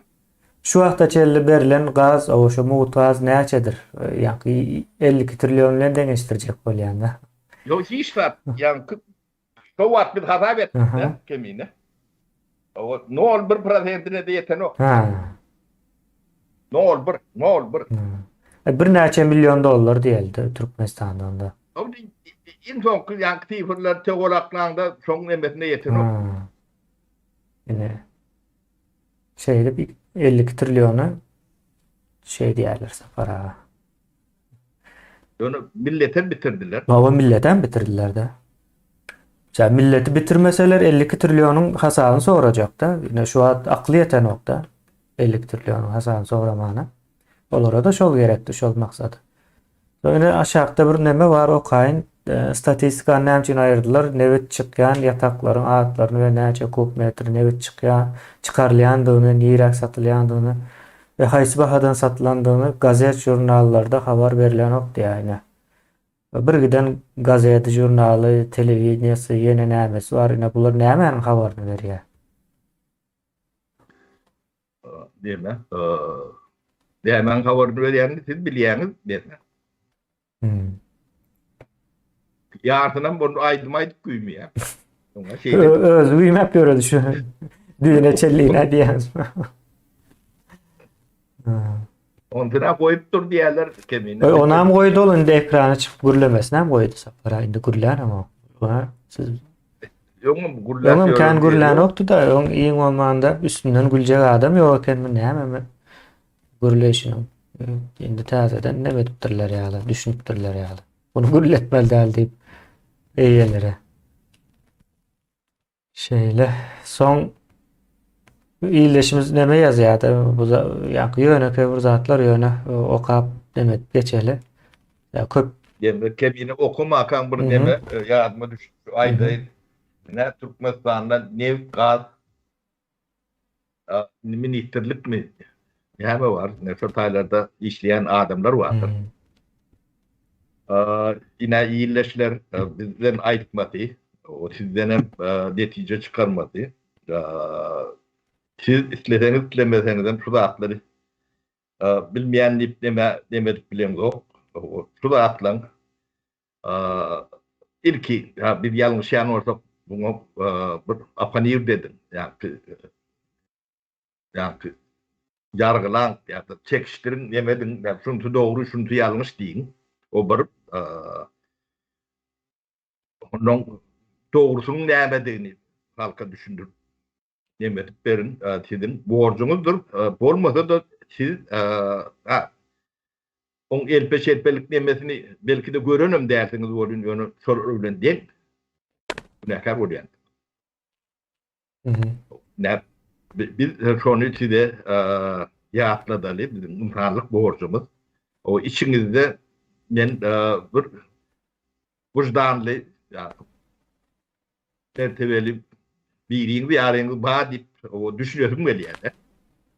O sizden şuları alak yani bağ rapılları alak gereksiz ortamı onu yani gözünüzü yakıştırıp bilen ortamı öz işiniz.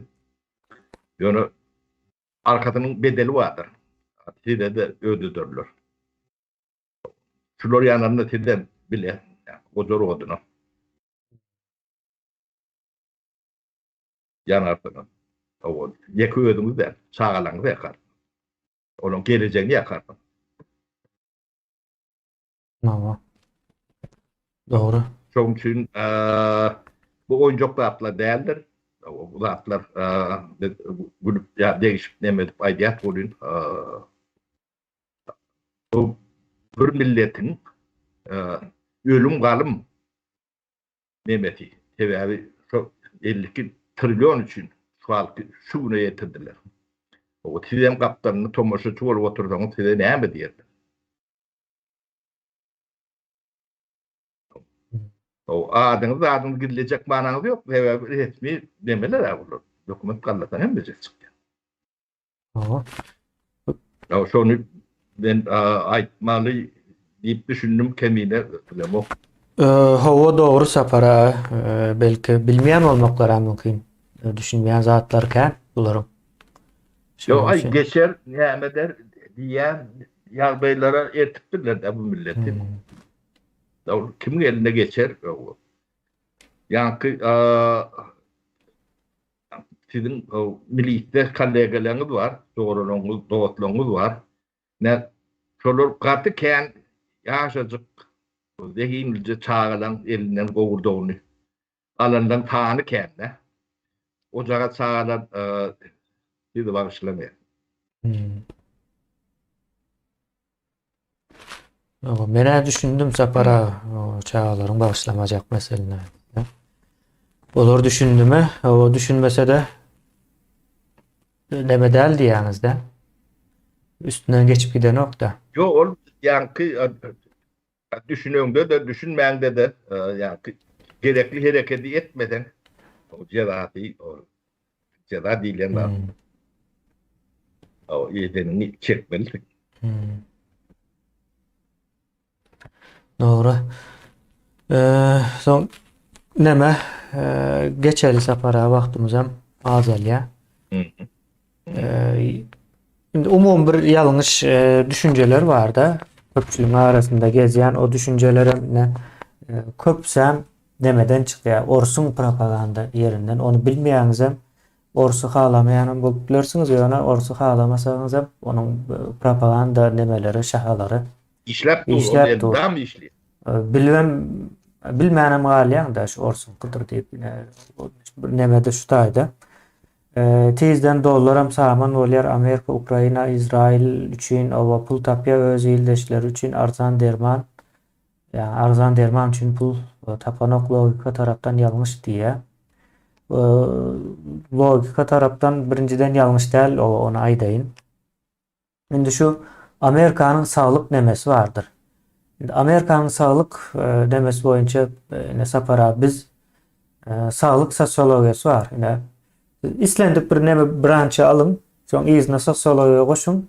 Bolya biz yolamaymasın diye niyal okuduk da. Sağlık nemesi var. Şu anda Amerika'nın sağlık nemesini gördük. Mekanizm nahili işleyişine. Şimdi şeyle bir zat var. Sağlığı umumlaştıralım mı ya da bireyleştirelim mi deyip bir neme var.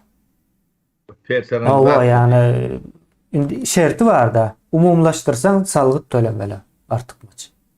Son sağlığı şunça ol ya. Ayratın bir fond töreye şotaya gelen sağlıkların pulu şotaya birip ya ondan sonra hastahanelara tazeden yayra ya da nemesi şu. Son Amerika'nın halkı yok bize umumlaşan umumi sağlık sistemasi gerek değil deyip ses verdi ve şu güneçelliğine şol sisteman İslam ok. Yine şu tayin aydan oklardı. Amerika'nın halkı İslam ok bunu. İyileşler. Amerika'nın halkı biz Avrupa'da kıyal sağlık sistemasını İslam yok diye. Sen hesaplap görüyorlar. Ben bütün ömrüm boyunca bir gezek iki gezek hasta olyan. Ağır bir hasta olmanın nemesi pes diye. Ben diye onun için ne şunca pul tölemeli onu tölet neyme değil men daşar yurtlara gidip özüm becerderim eğer gerek olsa ağır hasta kesel yağdaya düşsem diye. Düşündünüz mü logikası? Son Bu arada bilmedim nemeler Yale kursları var, Oxford'un kursları var. YouTube'da bunların nemesi kurslarını verýändir, açık kursları. Şo taýa girseniz hem Amerikanyň sağlık politikasyny düşündirýän ýürüýte temalar vardır. O dinläp görün, ben özüm şahsen şu egzaminlerden geçmek için dinledim separa wagtynda. O düşünmek için de bu problema Amerikan halkı islanok onu. Çäw jüýsünden kän pul çykýar. Amerikanyň umumlaşdyrylan sağlık sistemisi gymmata gelýär halk üçin. Neme kemine ne sorolog çıkan sebebi ne Sovet Soýuzynyň Homo Sovetikus diýilýär da bu tabok diýilýär. Ne o bizim beynimizde o tirol onu çıkarıp demek bolano bizim yani ikinci üçüncü göýüňiz bu zatlara düşünür. Yani döwletde pul bolsa o zaty ardan edip bilýär diýilen neme düşünje var. Yo, döwletde pul ýok. Döwletiň hiç haçan pul bolmadyk. O ne şu düşünjeden neme dilýär. O döwletde pul var. Oňa kömek etmän, buňa kömek etmeli da. Döwletde pul bolmasy birinciden ýalňyş bir zat. Pul hazynada bardyr, büdjet hökmünde aýrylýandyr. Döwlet diýeniňiz hem guramalardyr. Şo taýa aýrýar. Şeylere O bir Sovet adamdan pek demeti bunu demeden ok. düşünüp bilen okda. O Türkmenistan'ın giden bolsa Amerika'da yaşap yorunum bolsa. Bulok çağları da atlar düşünüp başlar. Neme de bir adamların yani demokratiyada halk nähil islese şeýle bolýar. Halk islanok. Amerika'da halk sağlık sistemasının umumlaşmagyny islanok eýär gaty kän ýyl boldy. Şu neçelliğine elmydama gozgalýar bu tema ona aýdyp geçeýin. Her prezident saýlawlarynda gozgalýar. Şonuň üçin barlap görýärler anketalarda halk isleýär islanok. Eger isleýän bolsa prezident saýlawlarynda prezident alaşgarlar şoňa görä kampaniýa ýöredýärler. Saýlaw kampaniýasyny.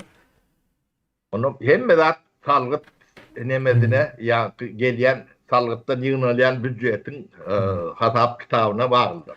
Yani etjek, galdyrjak, yani etjek diýen bilen bolup görünýär. Sizde ine näçe salgyt?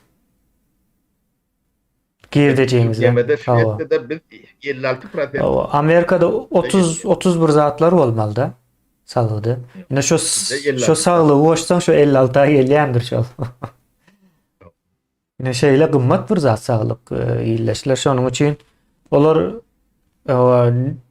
neme bolsa has agyrýagda düşsek bir şekilde beripler ýa ýurdun daşyna çykarsa ýurdun daşyndaky nemelerden peýdalanarsa diýen ýaly. Yani o baý döwletlere barjak diýerler kemine barıp onuň olar baý bolsa daňa beretmeli. Ýa-da nemeler bar. Beşek ýala işleýärler, ýa Amerika var, şikayet edýänler bar da. Bir günüm boş nemet bilen yok, bir gün boşlardan bir zadyň ýeme çörüňe ýeten ok diýer. Zaýga ýeten ok, ýa ýene bir zadyň ýeten ok. Beşek ýala işleýär. O sebäbi bärden baranlaryň bir elinde ullakan hünärem ýok, hiç adam ýok. O taýda adam ýaly pul gazanmak üçin gaty gowy hünär gerekde. Hünäri bol. Bärden barýar. Şuwetde şey demberdim. Ýöne ýa-ni muqady ýakyp görün deme türkmen bu zatlary gaty nemetipdir. Şeylere. Ine bahana bilen Amerikanyň sağlyk sistemasyny hem düşündirdigimiz bolsun. Giňiş o bu arada birazrak giňişräk edip görün görsem bolar ýöne kendime der. Yo hem döwletiňki özüne görä nemedir? No. Spesifikat vardır. O sağlık sistemasynyň bolmasam ýa beýlek sosial nemeleňem nemesi ilkilek ýa halky salgyt bermäge öwreşdirmeli. Ya şon borç hökmany hatawyna demetmeliler. Yani Türkiye'deki alak yeme salgyt tölecek gel, salgyt kaçıracak. O demem burada talep edecek. Bir işlem o. Şeýle son ýene bir soru var. Bir taraplyk bize gaty ziyan berýär. meclisten geçirip bir taraflıktan çekilmeli mi? Siz nähili düşünýäňiz diýip sorapdyr. O çekilip çekilmeyen örülün bir yeri giyirip çıkıp demet bir örülün zat değil. Yani taraplı, yemeli, behbidine demet işle vermelidir. Taraplı olundu, bir taraf olundu, kime gerek? O zatların düşünen olur. Şeyle bir zaten var. Özünden bir taraf olmadan, yani dışarıdaki dünya sen taraplı olun, tarafsız olun, sen pinne değil olun. Yo, bu bir taktika diýildi, ýa-ni strategiýa da däl bu aslında. Strategiýa bolan diýen bir näçe o ýyllary öňüne atyp planlaşdyrylan bir zat da taktika bolsa şol wagt çıkalyga. Ýa-ni bu bir taraplyk meselesi esasen 2-nji Jahan urşunda, 1-nji Jahan urşlarynda ortağa çıkan bir zat da. Bütün goňşular urşýar, soň men urşjak däl diýip gyra çekilen Şwesiýa bar, dogry däl mi Sapara? Şweiçariýa bar. Şolary oýlap tapan zady olar. Olam diňe wagtlaýynça şo wagtyň lokal bir meselesi, ýöne günümüzün global dünýäsinde bir tarap bolmak samsıklykdyr ya. Diňe samsyklar bir tarap diýip bilýär. Global dünýä. Yeme kemine yumruk galak Türkmenistan sen özüňe bir teredik gör. Sen aeroportundan çykjak bolanda gowurdan gowurlap görülen Türkmenistanyň taraply bolanny, bir tarap bolanny kime näme? Bu atlara bir düşünün yani. Onu kime gerek? Ne elinizde hüner var, ne kär var, ne kusurunuz, ne gayratınız var. Yani sizin rezervinizi aydı otursa son dile getirip bilmeyen devletiniz var, yurdunuz var, hükümetiniz var. O hükümet deyip bolyan olsa, onu diýen bolany.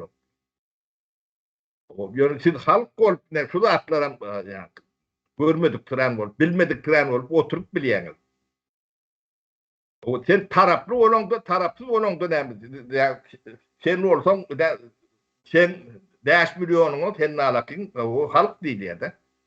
Sen taraply bolanyňyz, tarapsız bolanyňyz näme? Eliňizde pasportyň da ýok. Näme ýerýär? Bir işe biraz rasyonal näme bir akıl var, mantyk var, real näme ýakalaşyň. Tübüt yani Arap değil, yani beylik milletleri ýalygynda çöllü o hakiki yani tebigat bilen görüşüp ýaşap ýören millet. Bu derejeye gelmek näme gerek? Onu bunun kellesini kemine demekdirler bu tarafsız näme diýip onu aýdmaýyp ýyşamýarlar.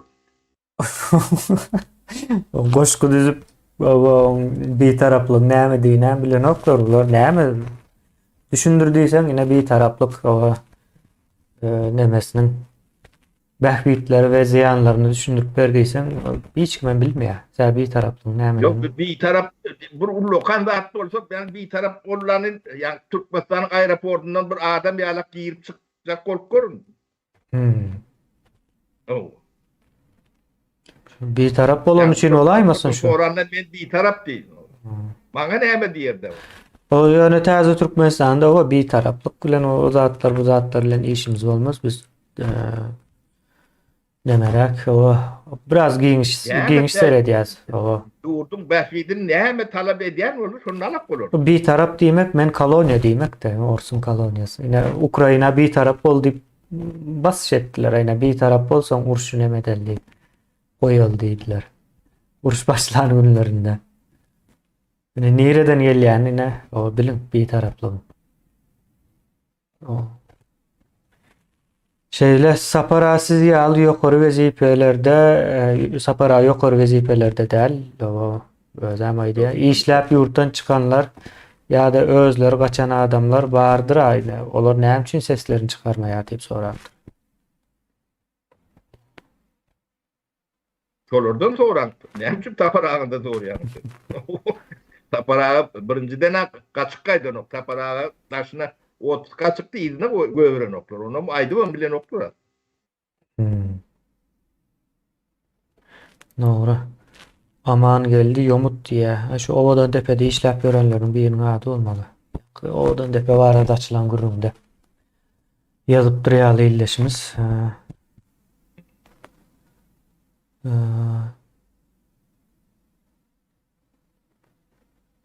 Azerbaycan'dan Türkmenistan'a salamlar deyiptir. Ova bizden hem salam Azerbaycan'a. Azerbaycan'ın Sizden hep son yalçın adımları o katı doğru. Ova ediyenlemeleri Orta Asya'da belki açılışan olup bilir. Orta Asya'daki nemeler için. Nemen özü Orta Asya'dan değil Azerbaycan yani. ya şu son deme o Sovyet demelerin içinde Şuat'ın doğru neme diyen Azerbaycan Şuat Hmm. kutluya yanınızda arkanızda O yine 10 yıldan Türkiye'ni geçer benim fikrimce bu gidişle devam etse. Şeyler görünüyor. Dışkı siyaset hem zaten doğru. Hatta neme Batı'ya olup da safara ona ait geçeli. Azerbaycanlı ildeşimiz hem dinleyen olsa. Yine Karabağ aldılar doğru değil mi? İzne. O kansız nemesiz aldılar. Şeyler hak oldu ya. Ermeniler alan vakti ne adı aldı şu tayini. Basıp alan vakti. Katıkan adam kırandır. Şu yerli yaşayıcıları. Azerbaycan izni alan vakti bir sansının burnu kanadı mı? Sivil halkın. Burnu kanamadı. Gaytam o galın deyip o vatandaşlık teklif edildi. Bir 2-3 tanesi vatandaşlığı kabul edip kalıptır. Bağlananlar özler çıktı gitti de. Yani şu Ermenilerin özlerinin günahkarlığını biliyorlar. Hiç yere de dava edip bilmediler. neme bilyeler neme bu siyasetin içine biz girmeli neme temelde çıkıp giderse yani din esaslı, ırk esaslı bir devletin yaşaması hatta kıyınlar. Ermeniler ırk demesinde devlet demesi vardır. Yani, Ermenistan'da Ermeni'den başka millet yoktur. Ortada katı 1%, yarım %1 diyenlerdir. Ya bu katı hukuk bulur. Onun din demesinde de şundalardır. Yine Suat İsrail deme vuruşu vardır. Palestin demesi. Bu vuruş ne? İki tane ırkın arasındaki vuruş. İki tane dinin arasındaki vuruş. Bu hiç rahat bu torma ya çözme yemeti yoktur. Çözüm yok da. Çözüm yokluğunun sebebi hemen şu kemine kurum önünde. Yani kayıtı bir tarafın, şu taraftan. Yani Tevrat'ı üyüt götme mümkünçülüğü var. Üç göt bilmeyenler bu kitapları. Ya da Kur'an'ı üyüt götme demesi var. Ya gücü var ya da yetkisi var ya da mümkünçülüğü var diye. Hiç mümkün yok. Hava safara. Bu da yani din esasında, ırk esasında kurulan değil mi? İsrail'le de yine İsrail'ler üçündür. Olmadı bir devlet iki tane yetti yer. Hem milletleri yaşayıp bilen oldu bir devlet olur. Ne? Şu bolon için yani din hem ırk esaslı kurulan için bu yani, çözülmez deme diye de. Onu güçlüyle çözüp bolayan kandiyaların vaklayın çözüp olur. Yani çözdürmezler. Bu da ondan demedir. Bunun yönü hukuk tarafı vardır. Yani din esasında kurulan devletlerin eline yani dine Kalaşnikov olsa hiç hukuk yok da yani ellerine atomlu bomba var olsa yani din kitabına da okak görsen yani, bir gır diye. Gır diye de. Hukuk taraflar şudur. Valla. İnandırıcı. O da indi var. İsrail'de de var. İsrail. Yanlış da bir gün için yanlış yapıyor. O günler için de. O yankı bu milletin gören görüntüsü bir kim yıllap şu görýän demesi şol bolun ýöne düýünde yankı deme ýatyrdy. O Ermeniler hem tornalakdyr. Bolmasa Ermeniler hem yankı ırk nemesine nemeden üçün yankı Türklerin içinde de o taýygy diýendir nemet. Ýalňyş da yankı imtihanlyk nemesinde götürün o. Sapara bizim o öyle problemimiz yok ene.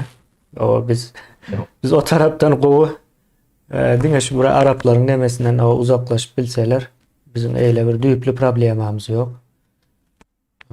O näme İsrail'de paragatçylyk bolmaz üçün o yankı biri Kur'an'ı beylekler Tevrat'ını ütgötmek. Ütgödüm bilmeýärler. Ýa-ni Düjane diýip bir neme bar, Sapara şoň bir nemesini dinledim-de. Ol bu nemelerin ussady. Bu kitaplar ütgödülip bilinmeýärdiňe vazgeçilip bilinýär diýip aýtdy-da. Diýdi. Bu mesele şol, ýa-ni iki tarap hem vazgeçmeli. Hakykatdan hem ýalňyş kitaplar bular. Men din söhbetlerinde gurrun berjek. Bu zatlar. Ya gurrun berjek bir temasyna demedeýin. Näme şular bir-birinden soň çykan semawi dinler diýdi, üç din. Herti öňküsini redet ýa-da, ýa-ni çok karşıtına o ýalňyş bir soňky diýdi. Politik bir zatda şo. Ýalňyş menki dogry diýen olsa politikda şo üste geçmeli. Politikadary o ýam olary gyrmaly diýen. Bulun ýöne möne de däl, o düşmanyň diýen. O ýa-ni Tevrat'tan başlaýar, ýydan ýa Bibliýelere gelýär. Olara düşman, Ýewreýler düşman, musulmanlar hem däldir, Hristiýanlar hem bular düşmandyr. Şu güne çenni bular gyryp ýa pogrom etmeýärler, Hristiýandyr. Yo iksam kemde bir paragat ýaşan döwri, Osmanly nemesi şu töwerekleri eýe bolan 3-4 ýyl bardyr.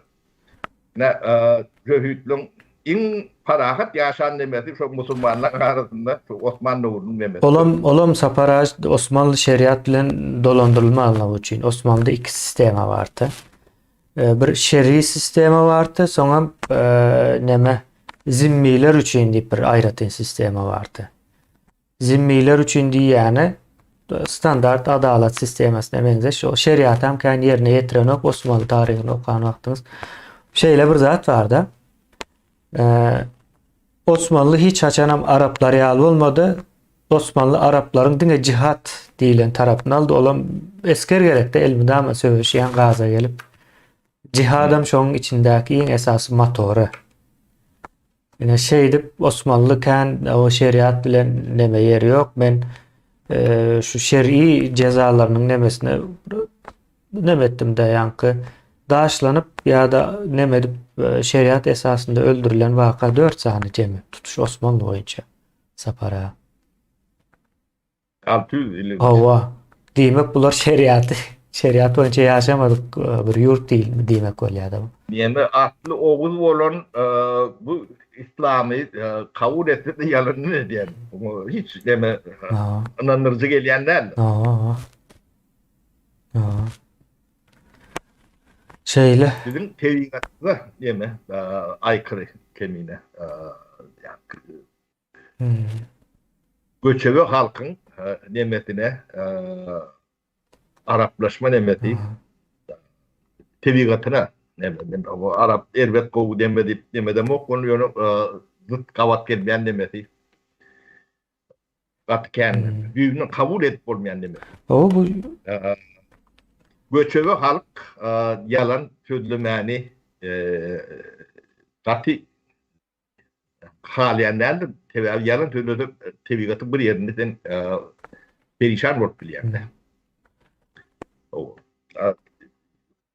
Musulman olacak olsun yalan sözledi. Bunu hemme zat yalanın üstünde.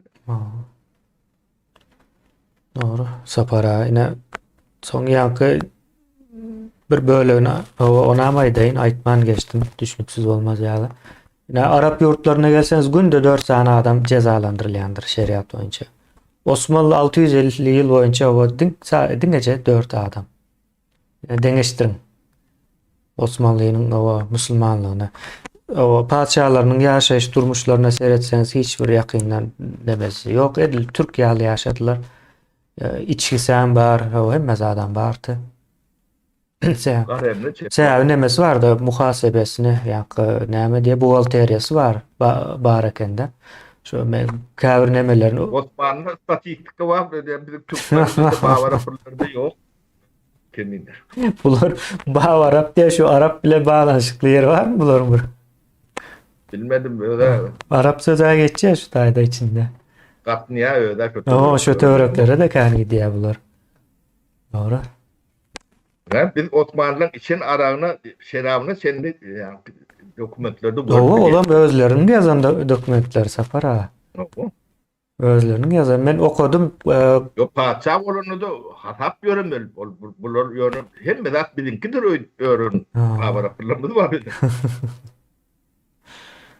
Doğru. Sapara cemlep biler vaktimiz oldu. Doğru kemiğine. O toğruğun vermediler, demetmediler benim tavuğu.